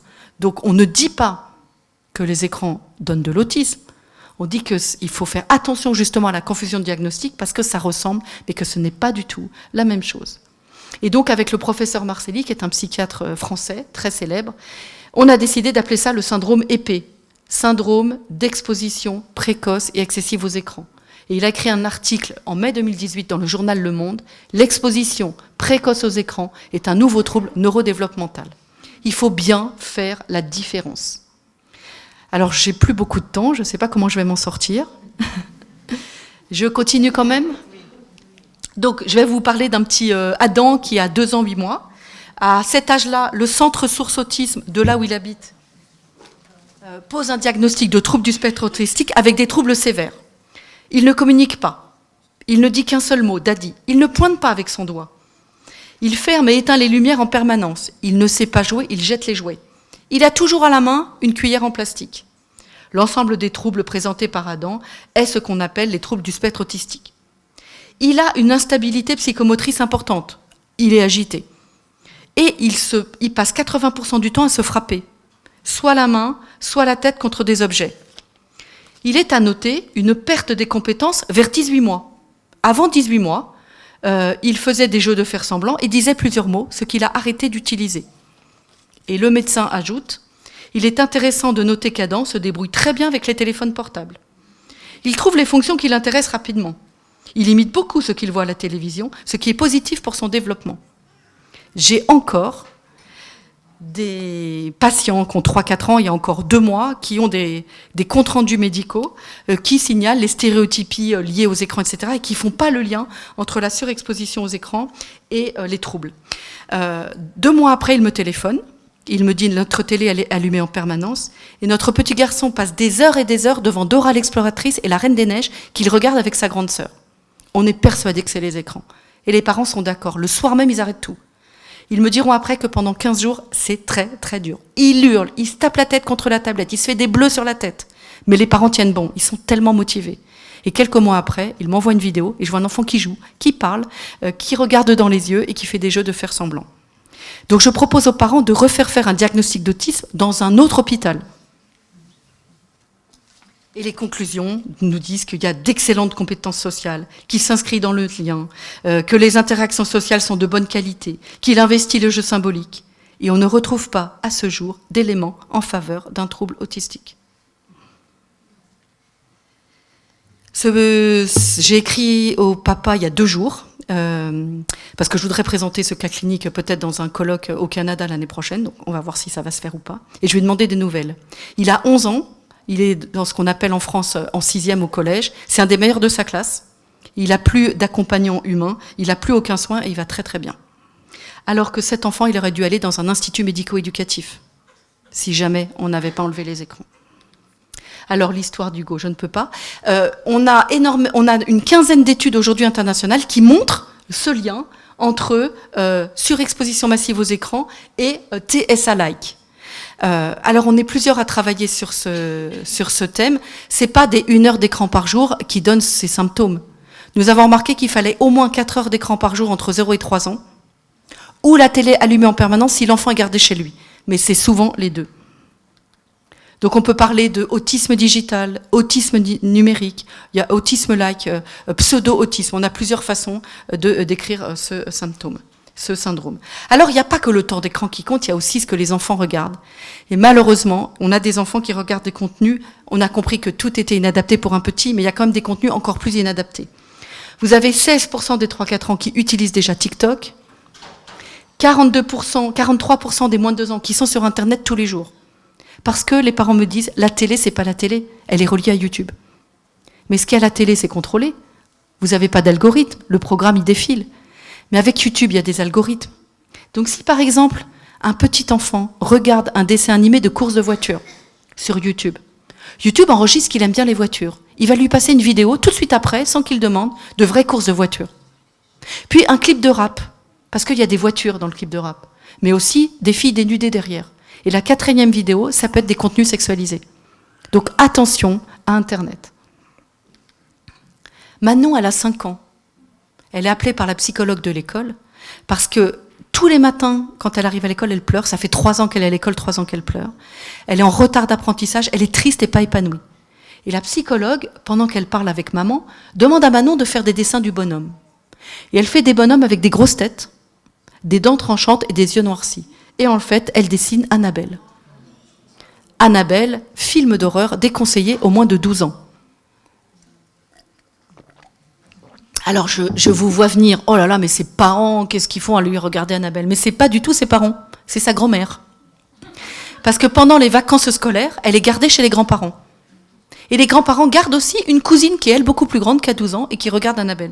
Et donc, personne ne s'était rendu compte de ce qu'elle regardait et de l'impact sur cette petite fille. Alors, attention à YouTube Kids. Parce que comme il y a marqué Kids, les parents se disent « Ok, c'est pour les enfants, je suis tranquille, je vais faire tout ce que j'ai à faire pendant ce temps-là. » Sauf que c'est toujours YouTube. N'importe qui met des vidéos sur YouTube, et souvent pour faire de l'argent, et pour que les annonceurs publicitaires payent cher, il faut qu'il y ait beaucoup de vues. Donc ils attirent vos enfants par les personnages préférés de vos enfants. Mickey, Spider-Man, Reine des Neiges et autres. Sauf que c'est pas la vraie Reine des Neiges. C'est pas Spider-Man. Vous avez des comédiens, vous avez des faux dessins animés, et vous vous retrouvez avec la Reine des Neiges qui couche avec Spider-Man, Spider-Man qui couche avec Supergirl, beaucoup de contenu, vous avez vu, scatologique. On a un film, on a un dessin animé où on voit la Reine des Neiges coucher avec sa sœur, boire de la vodka et vomir. Et puis ici, la Reine des Neiges qui se tranche les doigts, donc c'est pas la vraie Reine des Neiges, vous voyez. Elle hurle, il y a du sang partout, et donc les enfants sont effrayés. Donc si vos enfants sont effrayés, surtout, ne les laissez pas tout seuls. Collez-vous à ce qu'ils regardent pour voir un petit peu à quoi ils sont exposés. Alors comment je prends en charge un enfant surexposé aux écrans de moins de 6 ans ? Tout enfant en difficulté sur cette planète aujourd'hui devrait avoir la chance de rencontrer un professionnel ou quelqu'un qui va poser la question des écrans à un moment. Si on ne pose pas la question des écrans et que c'est les écrans, on est à côté. Et s'il est surexposé, donc à partir de une demi-heure par jour, mais les enfants que je vois ont plusieurs heures d'écran par jour, il va falloir expliquer à la famille l'impact des écrans. C'est peut-être quelque chose qu'on a tous chez nous, mais on ne vous l'a pas dit. Vous êtes d'accord pour qu'on en parle ? Je pense qu'on peut vous aider. Et il va falloir modifier toutes les habitudes de la famille. C'est extrêmement difficile. Et donc, il faut arrêter de dire « parents, vous êtes le problème ». Parents, vous allez être la solution, la plus grande partie de la solution. C'est surtout grâce à vous que votre enfant va récupérer son développement. Donc, je ne demande pas aux parents d'arrêter les écrans. Je leur dis « est-ce que c'est possible pour vous d'arrêter les écrans ?» Quand ils me disent que c'est possible, c'est très bien et je revois l'enfant. Il va falloir arrêter tous les écrans pour l'enfant, mais tous les écrans autour de lui. Donc la télé, la console de jeux vidéo du grand frère dans le salon et vos téléphones. Parce qu'à chaque fois qu'on est sur notre téléphone, on n'est pas disponible pour l'enfant, qui vous regarde pour jouer avec vous, et on coupe à chaque fois la relation. Il faut aussi enlever tous les jouets qui font du bruit de la lumière.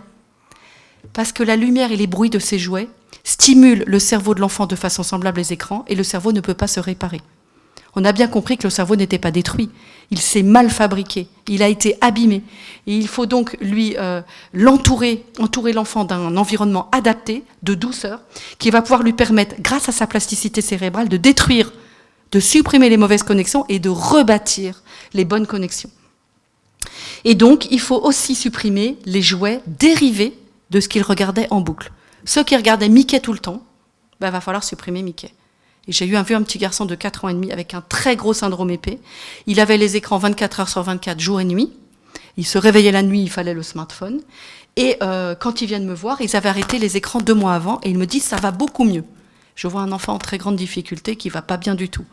Et le père me dit « on a été tellement triste de lui enlever les Disney qu'il adore qu'il y a 1 semaine, on lui a acheté 300 € de jouets Mickey. » Et à chaque fois qu'il joue avec les petites figurines Mickey, revient les troubles. Parce qu'en fait, à chaque fois qu'il joue avec Mickey, revient dans son cerveau les scènes de Mickey. J'ose plus parler.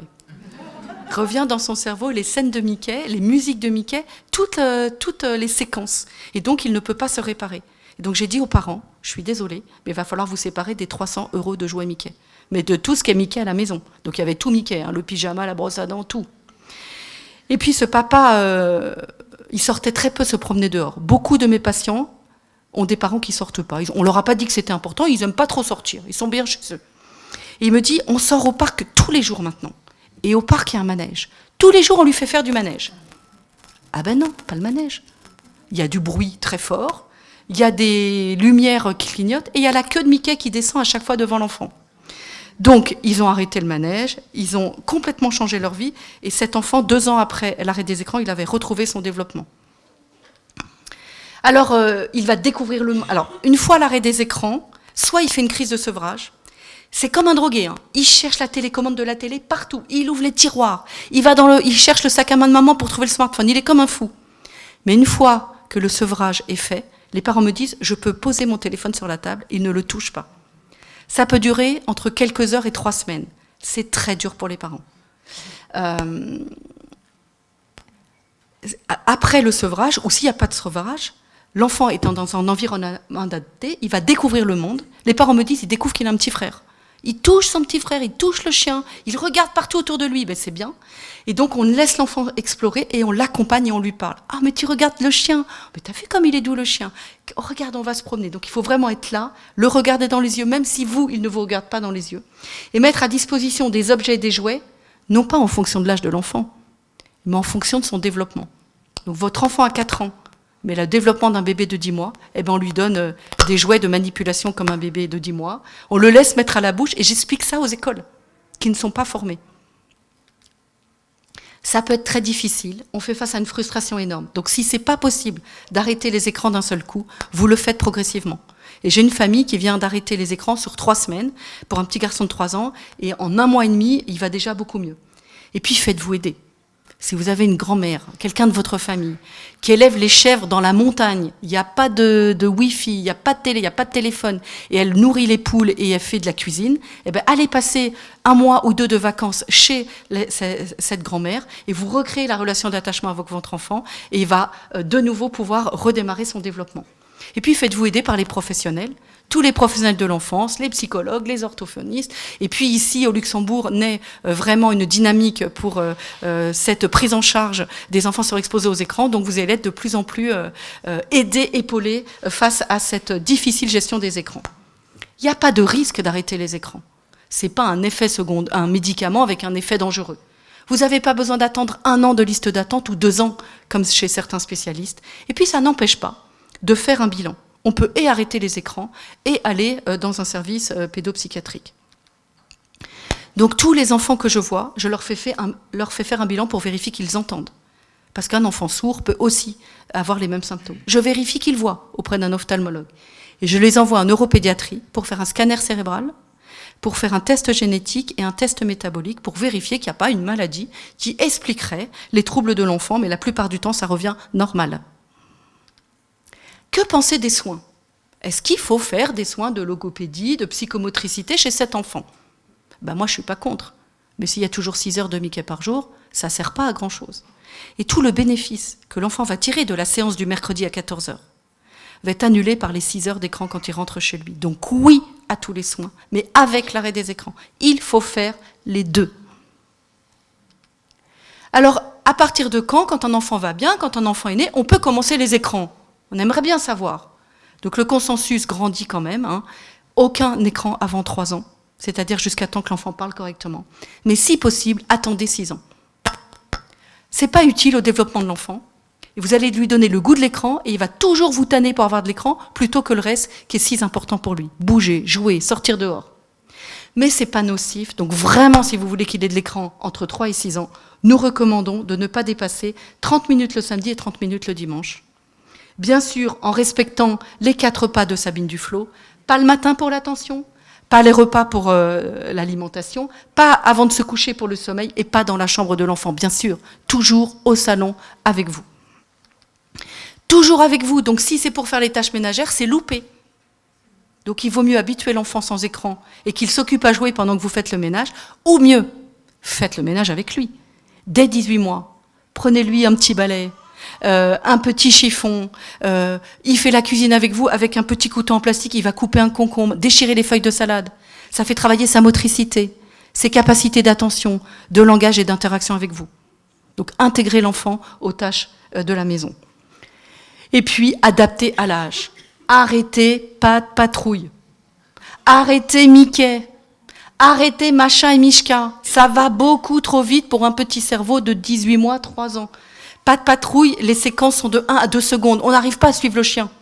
Par contre, j'ose pas bouger. Par contre, on a certains dessins animés qui sont plutôt adaptés à des tout petits, avec des séquences lentes, des plans longs, des couleurs plutôt douces, des des dialogues, et donc l'enfant, entre 3 et 6 ans, s'il n'a pas eu d'écran avant, il peut suivre. Il y a d'autres dessins animés, hein, c'est juste pour vous donner quelques exemples. Alors ces enfants, quand ils arrivent à l'école, ou quand ils sont dépistés à ce moment-là, leur difficulté apparaît à l'école. Ils n'arrivent pas à se poser et se concentrer. Ils sont en retard de langage, ils sont en retard cognitif, ils sont agressifs, ils ne supportent pas le non, ils ne regardent pas dans les yeux. Et donc, on fait ici, comme on fait en France, je n'ai pas de nouveau mon petit papier, mais donc on demande des enseignants spécialisés et des accompagnants pour élèves à besoins spécifiques.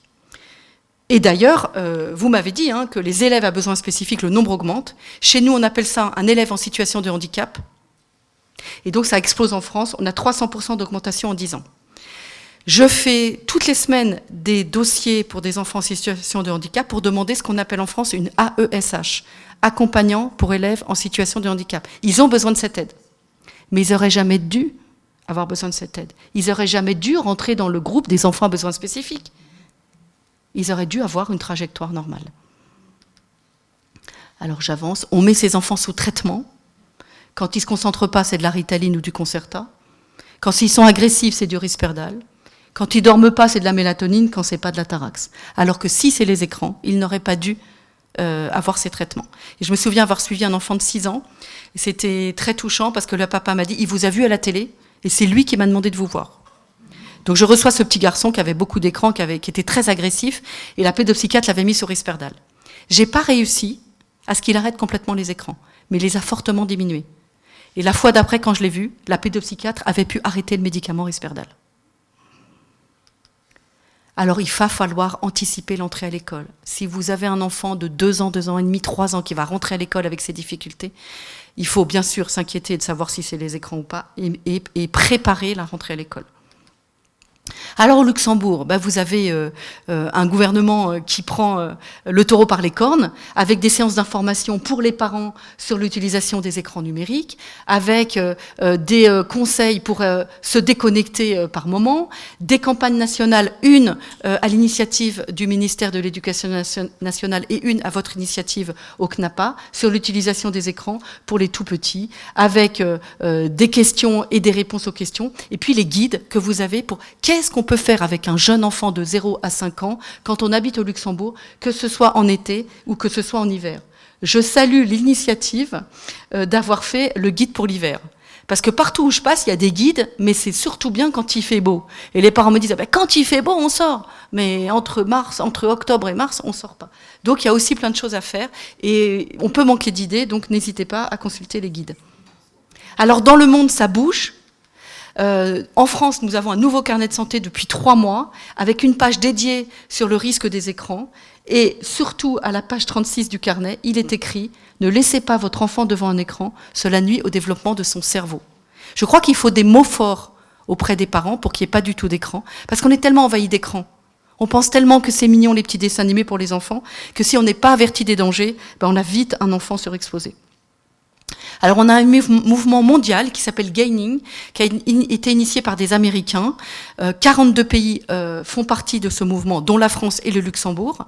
Donc on est ensemble dans les réunions visio quand on est disponible. Et on a fait une alerte de santé mondiale le 21 avril dernier, avec un document pour les parents, un document pour les professionnels, un document pour les gouvernements, avec en bleu à chaque fois les études scientifiques qui correspondent aux troubles impactés, liés aux écrans.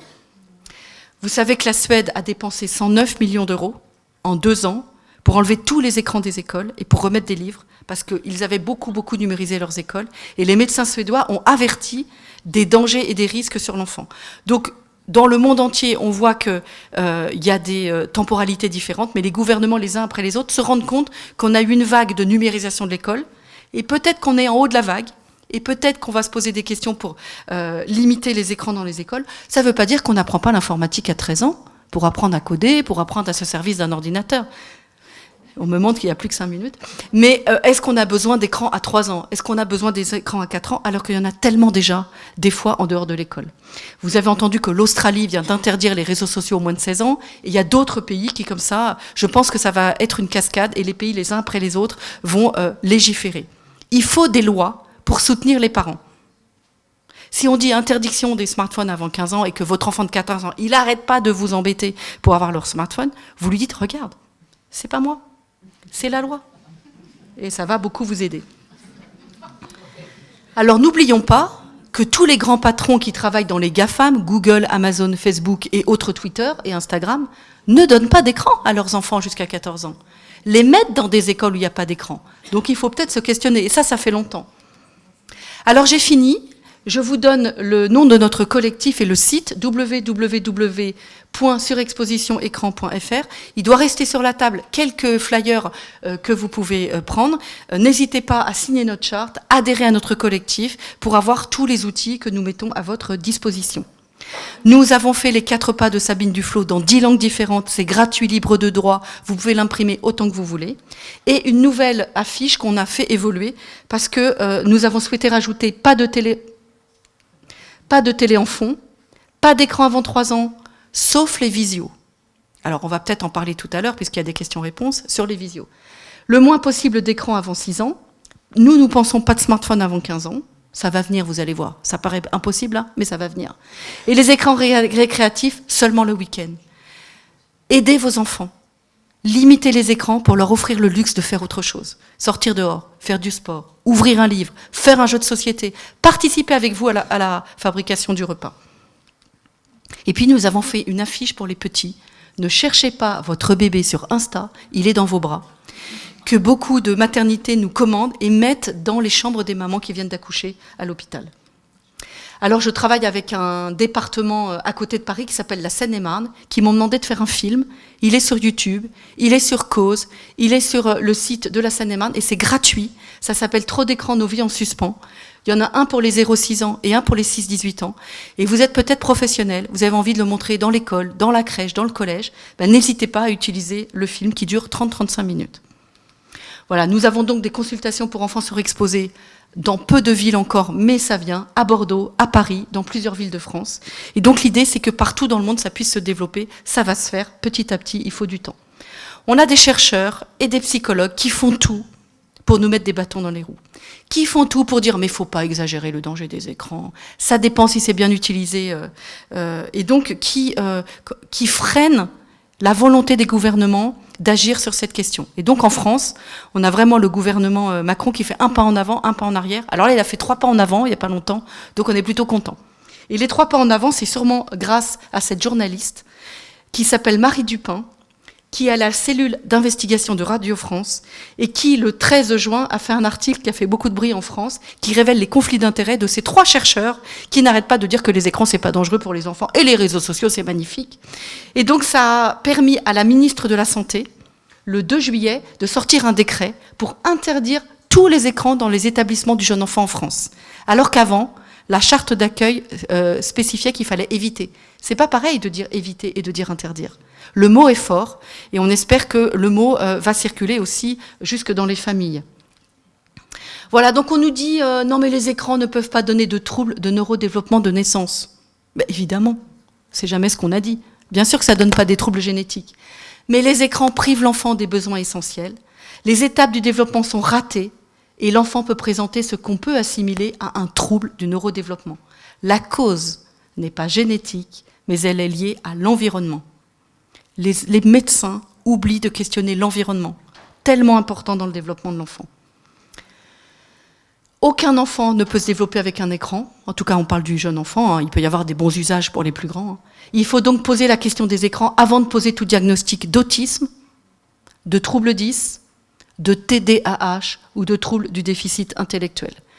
Je finirai en disant que les entreprises du numérique ont réussi en 20 ans à imposer une nouvelle norme dans nos sociétés.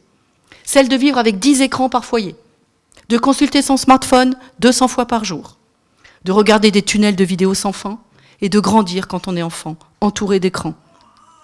Tous les parents devraient être convaincus qu'aucun écran ne fera jamais mieux qu'eux, même si vous n'avez pas beaucoup de revenus, même si vous n'avez pas fait beaucoup d'études, même si vous ne parlez pas la langue du pays où vous vivez. Protéger les enfants des écrans, c'est d'abord ne pas leur donner le goût de ce produit qui est comme une drogue, à l'opposé de leurs besoins. Au contraire, donnez-leur le goût de ce qui est bon pour eux. Bouger, jouer, sortir, interagir avec les autres. Et nous, les parents, Nous les adultes. Notre téléphone a déjà remplacé notre montre, notre appareil photo, notre calendrier, notre réveil. Il faut que nous fassions attention qu'il ne remplace pas notre famille. Et si vous ne voulez pas que vos enfants deviennent comme ça, tu ne peux pas faire glisser l'image. Il faut que tu ailles jusqu'au prochain tableau. Alors rappelons-nous qu'aucun écran ne pourra jamais remplacer la chaleur d'un câlin, la douceur d'une caresse, l'intensité d'un regard et les relations humaines vécues dans la vraie vie. Et que c'est parfois là où il n'y a pas de Wi-Fi qu'on se connecte le mieux, avec la nature et les uns avec les autres. Je vous remercie pour votre attention.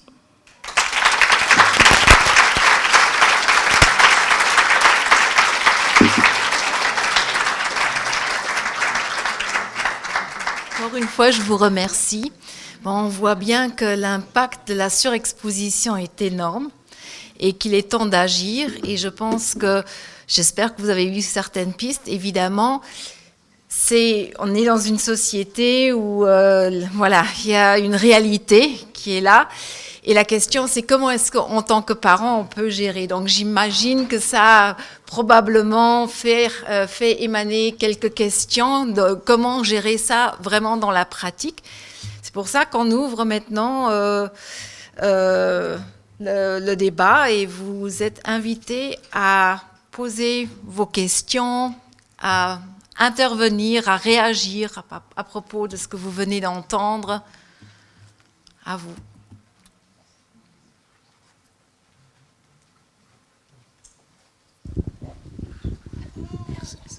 Alors n'ayez pas peur, vous n'êtes pas tout seul. On est tous concernés, toutes les familles sont concernées. Oui, oui. Oui, merci beaucoup pour la présentation, pour les talks. J'ai une question par rapport à l'utilisation de la musique. Parce que, si je ne me trompe pas, vous avez parlé du fait que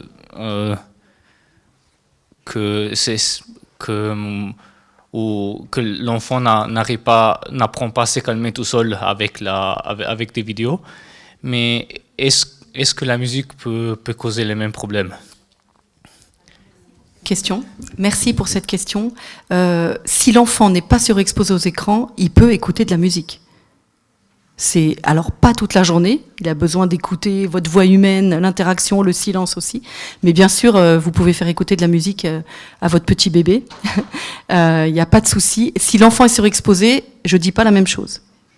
La seule musique que l'enfant peut entendre quand il est surexposé, c'est la musique d'un instrument de musique joué par un humain devant lui.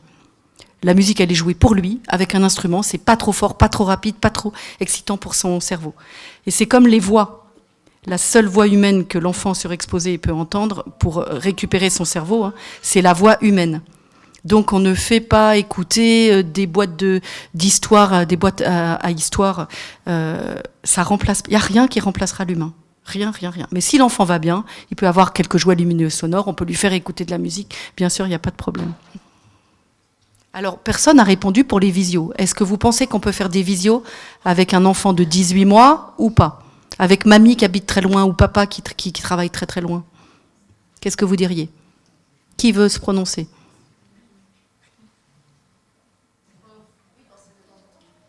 Exactement. N'ayez pas peur. Pas d'écran avant 3 ans, sauf les visios. Alors bien sûr, c'est pas 8 heures de visio par jour. Vous laissez pas l'enfant partir avec le téléphone pendant 4 heures parce qu'il va faire autre chose en plus. Mais si les études montrent 15 minutes, 3-4 fois par jour, il n'y a pas de problème. C'est quand même pas pareil qu'un dessin animé qui défile à toute vitesse avec beaucoup de couleurs et beaucoup de musique. Vous avez papa ou mamie à l'autre bout qui parle. Oh, ben mon petit Simon, t'es là. Oh, mais je vois que t'as une nouvelle chemise. Regarde, mamie est là, je suis très contente de te parler. C'est quand même pas pareil, ça maintient le lien. Bien sûr, c'est moins bien qu'en présentiel, mais c'est quand même pas du tout toxique comme un écran. Donc n'hésitez pas, 3-4 fois dans la semaine, mais vous laissez pas l'enfant avec le téléphone. Il va vouloir l'attraper, attention. Vous avez remarqué comme les bébés veulent attraper les téléphones? C'est impressionnant. Et donc les parents peuvent se dire « Oh, mais il est incroyable ce bébé, il attrape le téléphone !» Bah non, surtout au secours. Est-ce que vous avez des témoignages? Dites-nous comment ça se passe chez vous, si c'est facile, si c'est pas facile. Oui. Bonjour, Alors, je suis tout à fait dans ça. Je ne parle pas avec la belle famille parce que j'ai interdit la télé. Mon petit garçon, il avait 2 ans quand vous avez parlé. Son regard, il changeait quand il regardait les écrans. Il devenait très violent. Et à un certain temps, j'ai demandé à une collègue, à moi, il m'a dit, les dessins animés, comme vous avez expliqué, ça va très vite. J'ai dû jeter la télé au garage, jeter tous les écrans par le jardin, parce que papa, dès que je sors, il va chercher dans le garage, il installe tout pour être tranquille. Et c'est vrai, mon petit garçon, maintenant, il a 10 ans, et c'est très compliqué. Je ne vais pas dire qu'il a fait un signalement, parce que je lui ai interdit d'avoir le téléphone comme les copains et la télé. Il m'a dit, maman, même en prison, ils ont la PlayStation 5. Et après, j'avais tout le monde contre moi parce que je lui ai interdit les écrans. Mais en fait, j'ai dit le dimanche et le samedi, on peut regarder. Exactement. J'ai acheté même un projecteur. Et je mets c'est partout le bazar. Il y a un gros coussin avec du popcorn et tout ça. On peut regarder en famille. Mais c'est très dur parce que vous êtes comme un policier. Les autres parents, même au restaurant, vous voyez l'enfant avec le téléphone. Même en vacances, on part en vacances, on est en vacances et les gens, ils sont avec le téléphone sur la table. Et c'est très frustrant parce que vous êtes tout le temps en conflit avec votre enfant. Je ne dis pas que les autres parents ne sont pas bien, mais aussi ils sont Non, mais dépassés. c'est une réalité. Oui. Mais c'est très dur, autant que maman, d'avoir un enfant de 6 ans et de 10 ans. C'est pour ça que je suis là aujourd'hui aussi. Alors, à partir de 6 ans, nous recommandons de ne pas dépasser 1 heure samedi, 1 heure dimanche. Et à partir de 10 ans, 1h30 samedi, 1h30 dimanche, ou peut-être qu'on dit 2 heures, je ne sais plus, 1h30 samedi, dimanche. Donc, vous êtes tout à fait dans les recommandations. Vous passez pour quelqu'un d'extraterrestre, hein, c'est sûr, c'est extrêmement difficile, mais vous êtes dans le juste. C'est très dur, même pour beaucoup de personnes autour, même la famille, vous interdissez, mais je dis, mais oui, c'est pas vous possible. vous avez encore plus de mérite, madame, bravo. C'est encore plus dur. Non, mais en sachant que j'adore la télé, je suis tout le temps devant. Quand vous Alors, dites vous pouvez vous gaver d'écran quand votre enfant est couché. Hein. Non, moi, je dis aux parents, je retire. quand il est couché, c'est télé, réseaux sociaux, jeux vidéo à fond. Hein, vous en profitez. Hein. Donc, je vais vous dire quelque chose. Quand il aura 25 ans, il vous remerciera. Mais là, il s'en rend pas compte. C'est très dur. Je suis d'accord. Donc, on espère qu'il y a un mouvement, que vous soyez plus seul, notamment pour les smartphones. Et est-ce que vous connaissez un peu les parents des copains de votre fils? Oui, tous. Et il y en a pas qui sont un peu d'accord avec vous? C'est un peu dur, mais j'ai fait un rythme, ça veut dire le samedi après-midi, quand je vais les chercher au conservatoire, je ramène les copains à la bibliothèque, toute l'après-midi on passe là-bas. Ah voilà. En fait, j'essaye de tirer chaque fois quelqu'un, même si ça me coûte de payer des activités, mais j'essaye de faire en dehors d'écran parce que c'est lui, il va chez les copains, et il est devant l'écran chez les copains et devant la play. Et alors mon fils, il m'en veut parce que je ne laisse pas y aller chez les copains. Alors, toutes les après-midi, samedi et le dimanche, j'essaie toujours d'attirer les copains et aller faire des promenades, de faire des activités. Alors, à 10 ans, il peut faire un peu de PlayStation et jouer, mais ça dépend à quel jeu il joue. Oui, mais je ne le vois pas. La maman, elle est gentille, il vaut mieux que ce soit chez vous et que vous contrôliez à quoi il joue et que vous limitiez. Ouais. Mais c'est bien de dire, vous jouez une demi-heure et après on arrête, on ferme tout et on sort dehors et on fait autre chose, quoi. Écoutez, les autres parents, ils ont beaucoup de chance de vous avoir. Hein. Merci. Je veux juste ajouter quelque chose à ce que vous venez de dire, parce que vous venez de mentionner quelque chose de très important, c'est la pression du groupe.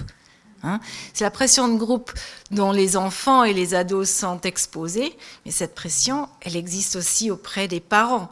Parce que je ne veux pas que mon enfant soit un extraterrestre ou soit à l'écart, même si en tant que parent, on n'est pas toujours convaincu de vouloir donner un écran ou un smartphone ou quoi que ce soit à l'enfant, on le fait parce qu'on veut éviter qu'il soit exclu. Donc là aussi, au niveau des parents, il y a une pression de groupe et on espère vraiment que ça va aller dans l'autre sens, que vous ne serez plus seul et que vous auriez plus de soutien d'autres parents parce que voilà, d'aller dans la direction de mobiliser beaucoup plus le jeu et l'exploration et les interactions humaines, en fait. C'est souhaitable. Voilà. Bonjour. Donc moi je suis maman de 3 enfants. Je me vois bien consciente des dangers des écrans. Je fais très attention avec mes enfants de 11, 12 et 15 ans. Mais j'avoue que c'est pas vraiment facile de suivre ce chemin. Mes enfants, quand ils sortent avec leurs copains, quand ils s'assoient pour jouer ou pour partager un dialogue, il y a toujours les autres qui sortent un un portable alors que mes 2 petits n'ont pas encore un portable. C'est vraiment très, très douloureux. L'entourage est vraiment très décourageant. Je suis en train de penser comment on pourra être, comme vous avez dit tout à l'heure, voir d'autres vues plus loin, comment interdire les réseaux sociaux, comment être plus sévère, d'interdire par exemple, comme certains pays ont fait, interdire le TikTok jusqu'à un certain âge ou je ne sais pas. Je suis aussi travailleur social, donc je travaille dans un centre d'accueil. C'est aussi pour cette raison que je suis là ce soir, parce qu'on a un centre d'accueil pour les réfugiés, et je vois tous les jours des images vraiment très, très alarmantes, des enfants très isolés dans les coins. D'ailleurs, je suis sur le point d'établir un lien avec le CNAPA pour qu'ils puissent intervenir pour cette raison. Je voulais aussi vous remercier beaucoup pour cette soirée. Votre conférence, elle est vraiment très, très forte. J'en ai assisté à beaucoup, mais celle-là, je la trouve vraiment très, très forte. Et je vous remercie. Merci. Alors, c'est pour ça qu'il faut que les pays, les gouvernements se saisissent de ce sujet et fassent des lois pour vous aider, vous les parents. Quand on dira le smartphone, les réseaux sociaux sont interdits avant 15 ans, ce sera plus simple. Et il faut petit à petit inverser la tendance. Alors, peut-être je vais vous donner un peu de baume au cœur. En France, il y a 2 ans, l'âge du premier smartphone, c'était 9 ans. Aujourd'hui, en France, l'âge du premier smartphone, c'est 11 ans. Alors, je ne sais pas si vous avez des chiffres chez vous. J'espère que la tendance suit. Nous, on est beaucoup à militer en France, mais je vois qu'au Luxembourg, il y a aussi beaucoup de mobilisation. Donc, vous allez aussi... mais c'est très, très, très important. Il faut donc que le gouvernement légifère. Et il faut des campagnes. Il faut à la télé aussi, puisque c'est ce qu'on regarde, et sur les réseaux sociaux. Énormément de messages. Il faut matraquer autant qu'on a matraqué pendant le Covid. Pendant le Covid, toutes les 2 minutes, vous saviez qu'il fallait utiliser un masque, éternuer dans votre coude et vous lavez les mains. Ça, vous avez bien entendu. Eh bien, on pourrait faire les mêmes messages sur les écrans. Il faut que ce soit matraqué, matraqué, matraqué. Et il faut... Alors, allez sur le site. Alors, ça s'appelait Pacte Smartphone. Ça s'appelle maintenant Grandir mieux sans smartphone. C'est des parents, il y a 2 ans, qui ont créé ça. Parce qu'ils disent qu'il y a plein de parents qui aimeraient bien ne pas acheter de smartphone à 12 ans, mais tous les autres en ont un. Donc, l'idée, c'est de créer un pacte smartphone au niveau de l'école de vos enfants, soit l'école plus jeune, soit l'école plus âgée, avec le chef d'établissement, et une espèce de charte, une espèce d'engagement, et ça marche quand c'est fait, avec la collaboration de l'école. Et tous les parents, enfin nous, c'est notre idée, attendent 15 ans pour acheter le premier smartphone. Tout le monde ne va pas le faire, mais si dans la classe, il y a quasiment la majorité de la classe qui n'a pas de smartphone, ce sera beaucoup plus facile pour vous. Donc il y a une tendance, ce groupe est français, mais ils sont dans des centaines de pays du monde, je suis sûre qu'il y a des gens au Luxembourg. Donc allez ce soir sur Grandir mieux sans smartphone, merci, ou Pacte Smartphone, vous pouvez même écrire de ma part, parce qu'ils me connaissent très très bien. Celui qui a créé ça, il s'appelle Olivier Leport, et il va vous aider. Il va vous aider à créer le Pacte Smartphone dans l'établissement où il y a vos enfants. Parce que les copains de vos enfants, ils sont à l'école avec vos enfants. Donc vous avez raison, il faut un mouvement. On a eu un mouvement de plus en plus d'écrans. On espère que ça va être beaucoup plus raisonné, parce que l'enfant voit bien qu'il y en a trop. Les ados, on n'en a pas parlé, mais ils sont exposés à des contenus extrêmement choquants, extrêmement dangereux, qui ne sont pas du tout bons pour leur épanouissement. Donc, on a des enfants de 9 ans, de 8 ans qui jouent plus. Ils jouent plus. C'est réseaux sociaux, jeux vidéo, mais ils jouent plus dans la vraie vie. Donc déjà, vous avez plusieurs mamans là qui sont d'accord avec vous. Hein. Peut-être que cette maman a son fils dans la même école que le vôtre. Je ne sais pas, il pourrait y avoir quelque chose. Ah, quelqu'un a levé... Oui, voyez, elle est d'accord pour que vous vous mettiez en contact avec elle. Madame, attendez, elle est déjà partie. Je vois plus le ministre, je pense qu'il est parti, n'est-ce pas ? C'est bien dommage, parce que du coup, moi j'ai 2 enfants à l'école communale de mon village, et ils sont récompensés par 20 minutes d'écran s'ils ont travaillé vite. Et donc ils ont des applications pour calculer sur des écrans, sur des tablettes, qu'on doit télécharger, qu'on doit payer. Donc je suis un peu déçue, parce que vous dites, voilà, Luxembourg est vraiment engagé, c'est génial. Et finalement, moi, c'est pas ce que j'observe. Donc c'est dommage qu'ils ne soient pas là. Alors, J'aurais voulu échanger. On va lui relater la conférence qui est filmée. Moi, j'ai des conférences qui est filmée, donc je vais bien lui envoyer. Il a été sous le charme de toutes les sirènes du numérique, comme tous les pays du monde, où on a dit que c'était merveilleux pour l'école et pour les enfants, mais pas du tout. Hein. Et donc, je vous ai dit, on est en haut de la vague, et on espère qu'avec déjà tous les acteurs qui sont là, et tout ce qu'on a fait tout à l'heure avec le professionnel, la vague va redescendre. Je suis d'accord avec vous, ils ont assez d'écrans en plus à la maison, c'est pas la peine que l'école les mette sur les écrans. Je suis d'accord, je pense qu'il y a un gros travail à faire. Ça ne facilite pas le travail des parents. Hein. C'est un peu un contresens, effectivement. Mais ce que je vous souhaiterais juste ajouter, c'est que oui, les lois, c'est important, les interdictions, c'est important, mais ça ne suffit pas.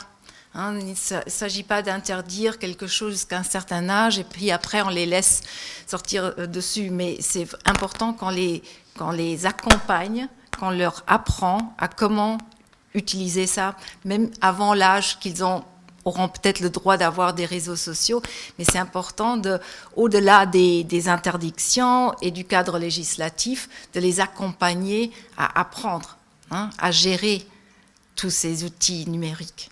Ça, c'est quelque chose. Alors en France, vous avez compris qu'il y a des experts qui ne sont pas d'accord avec moi. Ils disent oui, il ne faut pas du tout interdire, il faut éduquer. Mais l'un n'empêche pas l'autre. Je suis complètement d'accord. On interdit, nous, je pense que c'est pareil chez vous, l'alcool avant 18 ans, et il y a plein de campagnes pour expliquer pourquoi. On interdit de conduire un enfant à 14 ans, on explique pourquoi. Donc là, c'est pareil, il faut et interdire et expliquer. Mais si on lui laisse tout seul dire, tu sais, je te laisse l'écran, mais c'est pas bon pour toi, ça marchera pas. C'est trop addictif, quoi. Il faut vraiment, moi je pense les deux. Il faut interdire et accompagner. Mais c'est pas, voilà. On dit beaucoup de choses sur les écrans, chacun a sa temporalité, ça avance plus ou moins vite en fonction des pays. N'hésitez pas à écrire à votre ministre, madame, et peut-être dire je vous ai vu ce soir, j'aurais tellement aimé vous parler, voilà ce qui se passe dans l'école de mes enfants, et j'aimerais tellement que la récompense soit autre chose qu'un écran.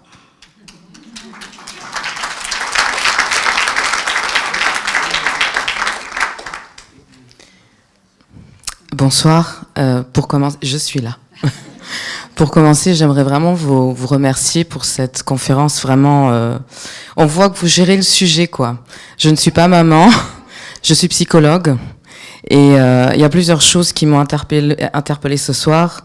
Je pense que l'une des choses importantes, c'est vraiment l'exemple qu'on donne aux enfants. Comme dit, je ne suis pas maman, c'est facile de parler quand on n'a pas des enfants, mais je vois à quel point moi-même j'utilise mon téléphone, combien de temps je passe dessus, et je pense que l'une des choses les plus difficiles en tant que parent, c'est déjà de se remettre en question soi-même et de se questionner soi-même sur le temps d'écran. C'est vrai que ce téléphone, en fait, instinctivement, je me suis toujours dit qu'il y avait quelque chose qui n'était pas sain dans ce smartphone, et au final, ce soir, vous finissez par le confirmer. Je me suis toujours dit que c'est pas bon pour l'enfant. J'ai déjà vu des situations qui m'ont énormément choquée. Je me rappelle, notamment au mois d'avril, j'étais en vacances et il y avait une petite fille, elle devait avoir 15 mois, et elle mangeait les yeux rivés sur sa tablette. Et la maman lui donnait le manger dans la bouche, et la petite, elle regardait la tablette. Ça m'a énormément choquée parce que, bien évidemment, en tant que psychologue, je sais quels peuvent être les effets sur le développement de l'enfant. Et je pense que c'est vraiment important que chacun pour soi déjà reflète sur son utilisation du téléphone. Et puis en fait, je voulais vous remercier parce que vous m'avez fait penser à un jeune. En fait, je travaille avec des adolescents qui ont des comportements transgressifs, violents. Et en fait, je m'apprête à faire une anamnèse bientôt et il utilise beaucoup les écrans aujourd'hui, il joue beaucoup aux jeux vidéo, mais pendant cette anamnèse, je vais en effet voir avec les parents quelle a été son exposition aux écrans quand il était petit, parce qu'il a vraiment une faible capacité à gérer la frustration. Il part très vite au quart de tour. Il a 12 ans. À l'école, ça ne va pas du tout.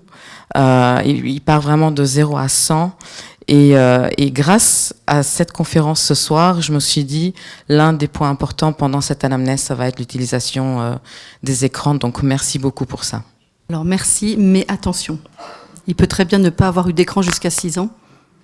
Et là, il a peut-être 12 heures de jeux vidéo par jour, parce que c'est ce que j'ai dans mes consultations, et ça peut donner tous les symptômes que vous décrivez, même s'il n'en a pas eu petit. Alors, allez sur YouTube, il y a beaucoup de mes conférences qui sont filmées et postées sur YouTube. Allez voir celle de Moissac, M-O-I-2-S-A-C. C'est une conférence que j'ai fait très complète sur les 0-18 ans, et là, je vous verrai tout sur les grands. Voilà, parce que là, j'ai traité que les petits. Et comme vous êtes psychologue, allez voir aussi les grands.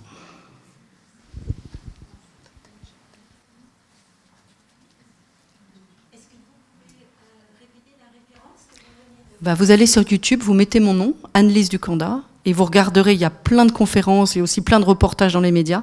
Et la conférence, elle a été postée par Moissac, la ville de Moissac, M-O-I-2-S-A-C. J'ai aussi des conférences pour les petits, celle de Périgueux, qui dure 1h45, qui est plus développée. Voilà, bon, vous allez voir et vous faites votre marché. On n'a pas eu le temps de trop rentrer dans la matière comme cet après-midi avec les professionnels.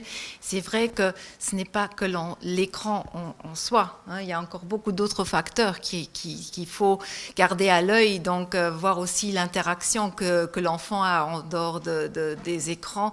Mais c'est vrai que dans tous les diagnostics et dans toutes les consultations, on devrait garder ça juste à l'œil, en tête, voilà, pour justement voir quel pourrait être l'impact. Et pas tout le monde a la même susceptibilité aux écrans. Donc, il y a beaucoup de facteurs qui jouent un rôle. Donc, c'est important de vraiment voir l'ensemble du tableau.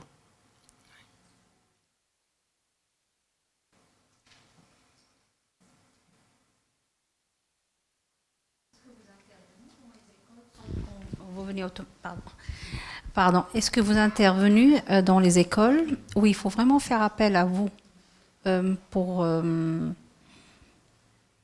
des conférences ou pour accompagner les jeunes? J'interviens partout, école, enfants, professionnels, etc. Mais depuis quelques années, j'ai tellement de demandes que je privilégie les professionnels. Là, évidemment, il y a la conférence tout public, mais il y avait aussi les professionnels. Donc, bien sûr, je fais les deux.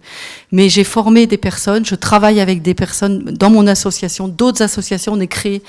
On a créé le collectif Attention, on est 11 associations en France et on est très nombreux à intervenir. Et donc, c'est à chaque fois que vous me sollicitez et que moi, je ne peux pas venir, je vous enverrai quelqu'un de compétent qui vous fera une conférence. Donc, je ne l'ai pas mis à la fin, si je l'ai mis. Mon site, c'est anneliseducanda.fr. Écrivez-moi, je réponds à tout le monde. Même si c'est pour dire que ce n'est pas moi qui viens, je vous répondrai. D'accord, merci. Et puis, l'idée après, c'est qu'il y ait peut-être des relais ici aussi pour faire ça. Mais dans un premier temps, n'hésitez pas à nous contacter. Parce que je trouve que c'est très important quand même pour les maisons relais, pour les foyers, je ne sais pas, et aussi pour les écoles. Tous les endroits où il y a des enfants, tous les endroits où il y a des professionnels qui s'occupent des enfants et des familles devraient être sensibilisés et formés. Oui, vous avez raison. Ouais. Il y a un grand travail à faire, c'est un grand chantier. Moi, je pense, mon petit garçon de 5 ans, la première fois qu'il a vu des films qu'il n'a pas le droit, c'est avec des jeunes dans une maison de relais, ou un endroit, et il était à côté. Et j'ai entendu un petit bruit, je dis mais qu'est-ce qui se passe? Non, c'est pas moi, c'est les grands. Et en fait, il était exposé à des choses qu'il ne devait pas voir, que moi je n'ai pas à la maison, et vous tremblez, vous ne savez pas quoi faire, vous dites mais qu'est-ce qui se passe, mais qu'est-ce que c'est? Et c'est très dur dans ces situations-là, quand vous vous retrouvez seul, vous dites de où je vais commencer, parce que vous ne pouvez pas accuser des personnes, vous ne pouvez pas dire à des enfants qu'ils ont des téléphones, et en fait c'est tout un schéma. C'est pour ça qu'il faut tous qu'on œuvre ensemble pour limiter les écrans, limiter les contenus inadaptés pour les plus grands, que des petits ne se retrouvent pas avec des contenus absolument effrayants pour eux. Et vous pouvez protéger votre enfant des écrans, mais il peut être exposé par les autres. C'est ça. C'est pour ça que Olivier Leport a créé Pacte Smartphone. Parce qu'il dit, même moi, mes enfants n'ont pas de smartphone, mais dans le bus, ils sont exposés au smartphone des autres. Donc voilà. L'idée, c'est de se grouper ensemble pour limiter le plus possible, tous ensemble. Avec toutes les bonnes volontés. Au moins, les smartphones, c'est l'écran le plus dangereux. On ne contrôle pas, il y a tous les algorithmes, il y a tous les pédocriminels, il y a tous les défis, il y a toute l'anxiété. Vous savez que ce qui est le plus proposé par vos plateformes, par les plateformes à vos enfants, c'est les contenus morbides et anxiogènes. Donc des tortures d'animaux, de la guerre, des meurtres, du sexe, etc. Parce que c'est ce qui fait le buzz et ce qui fait le plus de vues. Si ils vous proposent un petit lapin qui saute dans la forêt, ça ne va pas faire le buzz. Donc en fait, les enfants regardent des choses qu'ils ne voient pas à la télé, mais sur leur téléphone, loin du regard des parents. Donc vous ne pouvez pas intervenir, c'est entre eux. Et puis avec les algorithmes, si une jeune fille regarde une vidéo de scarification à 13 ans, la plateforme enregistre, capte qu'elle regarde ça, et va lui reproposer des vidéos de scarification. C'est vraiment un piège morbide, c'est trop facilement un piège morbide, le smartphone. C'est pour ça que nous, on recommande pas avant 15 ans. Et si vous voulez leur donner un téléphone, vous donnez un téléphone à touche pour téléphoner. Il l'a refusé parce que les copains, ils ont déjà TikTok. Bien sûr, bien sûr. Vous allez voir, un jour, le gouvernement va réguler les réseaux sociaux chez vous. Bonsoir, je suis maman de 2 enfants et je suis également institutrice maternelle ici au Luxembourg depuis 17 ans maintenant. Et je vous ai trouvé une fois en donnant sur mon téléphone autisme et... Bon, je vous ai trouvé il y a 5 ans exactement parce que j'avais un élève qui présentait tous les troubles autistiques. Mais quelque part, je sentais que ça n'allait pas vraiment vers là. Et c'est comme ça que je vous ai trouvé. J'étais vraiment contente quand j'ai vu que vous veniez au Luxembourg. Et ce que je voulais dire, c'est que depuis 17 ans que je travaille, je confirme tout à fait tout ce que vous dites. Les enfants ne savent plus parler. Les enfants ne savent plus nous regarder dans les yeux dans les écoles. De plus en plus d'enfants ont besoin d'aide. Et on voit des parents qui ramènent les enfants le matin dans les vestiaires et qui, les enfants ont le téléphone dans la main au lieu de discuter jusqu'à la dernière minute et de partager un échange avec les enfants. Et c'est vraiment, c'est incroyable. On va se balader en forêt, on voit des enfants dans la poussette avec les écrans, on va au marché de Noël. On voit tout ce genre de choses et il manque vraiment du bon sens aux parents. Et je pense que nous, en tant que professionnels, c'est vraiment important qu'on le répète et qu'on mette des affiches partout, sur toutes les portes, sur toutes les fenêtres. Et j'en profite également aussi pour leur dire, la première fois quand je les rencontre à ma réunion de parents, il y a 17 ans, je me vendais, je leur disais ce que moi je faisais à l'école. Et désormais, malheureusement, souvent je leur dis quelles sont leurs responsabilités à prendre. Et la tendance a totalement changé. Ce sont des parents qui sont désormais plus jeunes que moi. Et c'est inquiétant. Merci pour votre témoignage.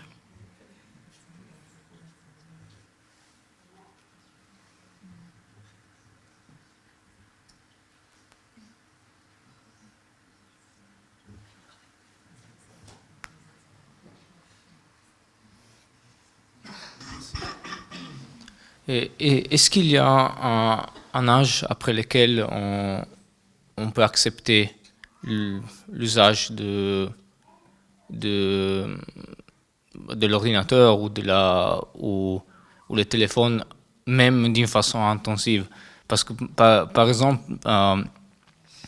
je sais, YouTube, par exemple, ça peut être utilisé d'une façon mauvaise, mais c'est aussi une grosse source d'apprentissage pour des choses que peut-être il y a 50 ans, c'était pas le cas. Et je connais aussi une personne qui, lui il a passé beaucoup de temps de sa vie dans un pays où il n'y avait pas beaucoup de gens. Donc, il a passé beaucoup de temps à apprendre dans l'Internet ou pour les choses qui l'intéressaient. Donc, il ne connaissait pas beaucoup de gens, il ne parlait pas avec beaucoup de gens. Et en les voyant maintenant, on les voit clairement qu'il n'est pas très fort dans les compétences sociales. Mais par contre, il est un des meilleurs dans son domaine, dans le monde, dans la recherche, pour ce qui l'intéresse. Voilà, donc. Il avait quel âge au moment où il a commencé à se... Ouais, il m'a dit 15 ans. D'accord. Alors vous avez raison, il y a quand même des bons usages des écrans pour les grands. Et sur YouTube, vous avez des tutos, et je crois qu'on a tous des fois à les voir. Si vous allez voir avec votre fils sur YouTube comment réparer quelque chose à la maison que vous faites avec lui, ou une recette de quelque chose. Moi, j'ai le fils de mon compagnon qui joue de la guitare, donc il regarde plein de choses et c'est que de la guitare. C'est vrai. Mais c'est quand même pas la majorité des jeunes et des enfants qui font des contenus intéressants, éducatifs. Common Sense Media, un site anglais que je vous incite à consulter, qui est américain, qui sort énormément de données et d'informations sur les écrans et les enfants, nous dit que 95% Seulement 5% de ce que font les enfants sur les écrans, c'est éducatif et intéressant. Donc c'est vrai, ça existe. Et 95%, c'est jeux vidéo violents, porno, sexe, machin, réseaux sociaux, vidéos enchaînées sans intérêt. Mais c'est vrai, il peut y avoir des choses intéressantes, je suis complètement d'accord avec vous. Et si vous avez des grands-enfants et que vous rentrez à la maison, vous pouvez dire, ok, c'est pas non, mais on peut faire ensemble, on va regarder, qu'est-ce que tu veux faire. Et à ce moment-là, ça va. Mais tout seul, avec leurs copains, etc., ils ont malheureusement souvent, pour beaucoup d'entre eux, tendance à regarder des choses qui sont assez inadéquates. Et j'entendais, je ne sais plus quel spécialiste à la radio l'autre fois, c'était une députée, puisque la France va peut-être faire une loi, etc., Laure Miller, qui a dirigé la commission TikTok. Vous savez qu'en France, on a fait une grosse commission TikTok, qui a sorti son rapport le 10 septembre, et qui a dit qui a révélé les dangers de TikTok, mais qui dit c'est vrai qu'il y a des intérêts.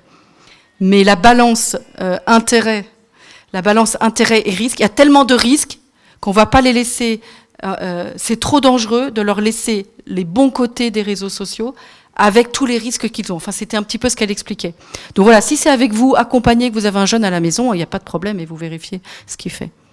C'est les jeux vidéo, il y a des jeux vidéo intéressants, pas trop addictifs. Si c'est adapté à l'âge, avec vous, voilà.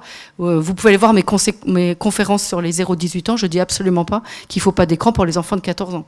Mais pas n'importe quoi, pas n'importe quand. Voilà. C'est très limité, ciblé, etc. Si vous regardez un film intéressant, adapté à l'âge de vos enfants, ensemble le vendredi soir sur le canapé du salon, c'est super. Mais le film tout seul, qui est inadapté à l'enfant, non, quoi. Voilà, donc vous voyez, il y a le bon usage quand on parle de plus grand.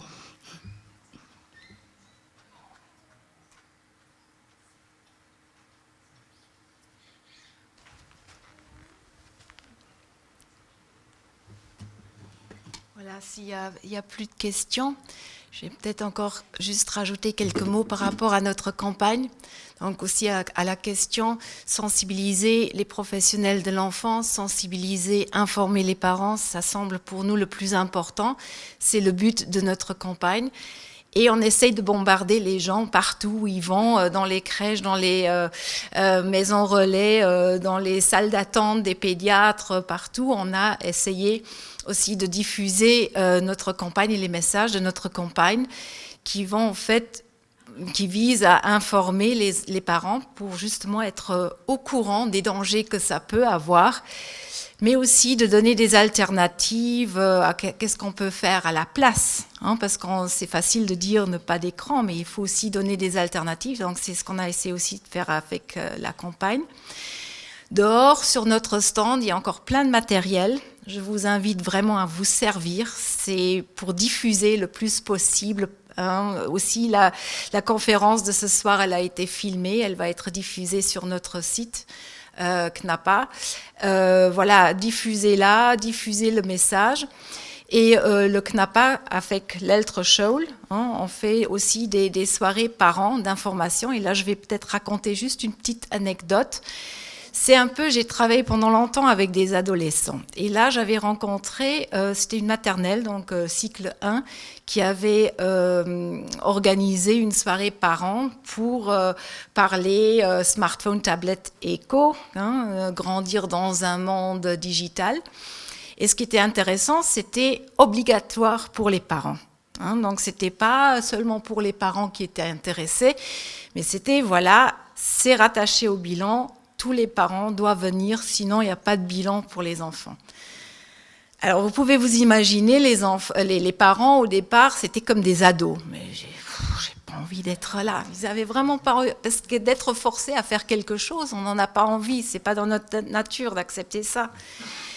Mais au bout d'une heure et demie, toute la mimique a changé. C'est-à-dire, les parents qui ne seraient peut-être pas venus et qui ont entendu certains messages, parce que comme on le fait, on ne culpabilise pas et on ne juge pas, mais c'est juste d'expliquer. Et la plupart des parents, c'est 95% des parents qui me disent « mais on ne savait pas ça, je vais rentrer et je vais changer quelque chose ». Et donc c'est ça, le but, c'est de faire le plus de formations ou de séminaires possibles. Et j'invite les instituteurs qui sont peut-être dans la salle de le faire peut-être de cette même manière. Des fois, il faut forcer les gens à leur bonheur. Je ne sais pas comment on dit ça en français, mais c'était bien, c'était pour les parents un moment très important et je pense que c'était très gratifiant aussi pour le personnel par la suite. Voilà.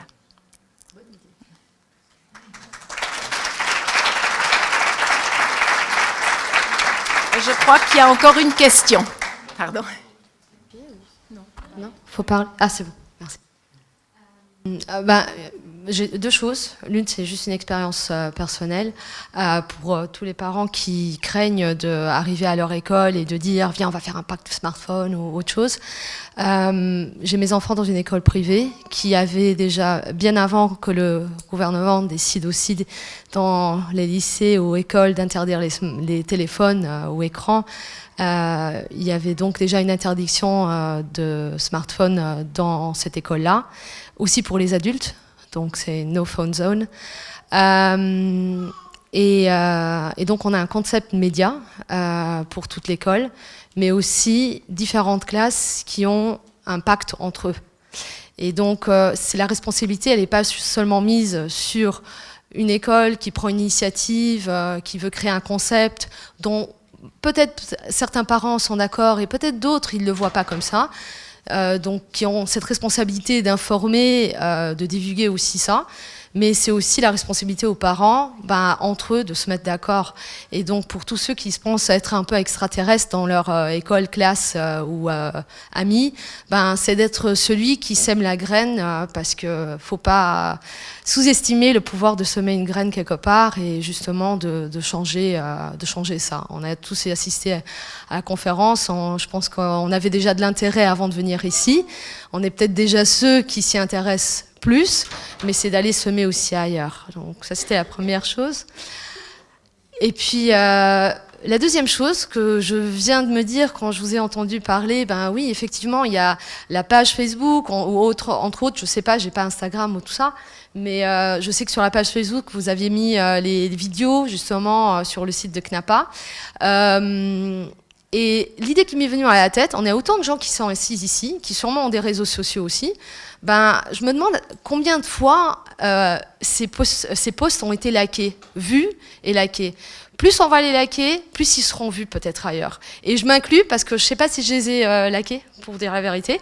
Donc de les revoir, de les liker et justement qu'on les partage. Si tous ceux qui sont ici le font au moins une fois ce soir ou dans les prochains jours, je suis sûre qu'au Luxembourg, beaucoup plus de gens le verront. Donc c'est peut-être la petite graine que j'essaie de semer aujourd'hui. Merci.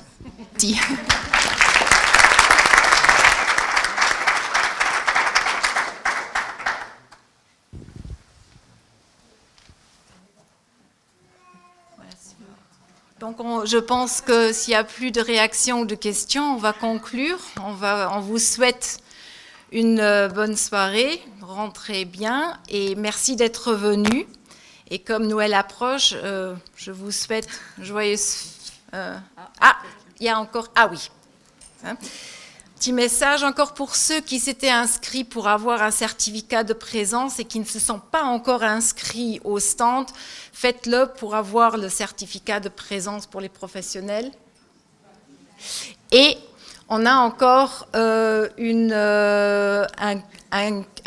code que vous pouvez scanner avec votre portable pour justement nous donner un feedback. Voilà, c'est le bon usage des écrans. Pour nous donner un feedback de la conférence, donner vos idées, pour continuer dans ce sens. J'aime bien cette image de semer les graines et voilà, ensemble, on y arrivera encore davantage. Merci à vous tous.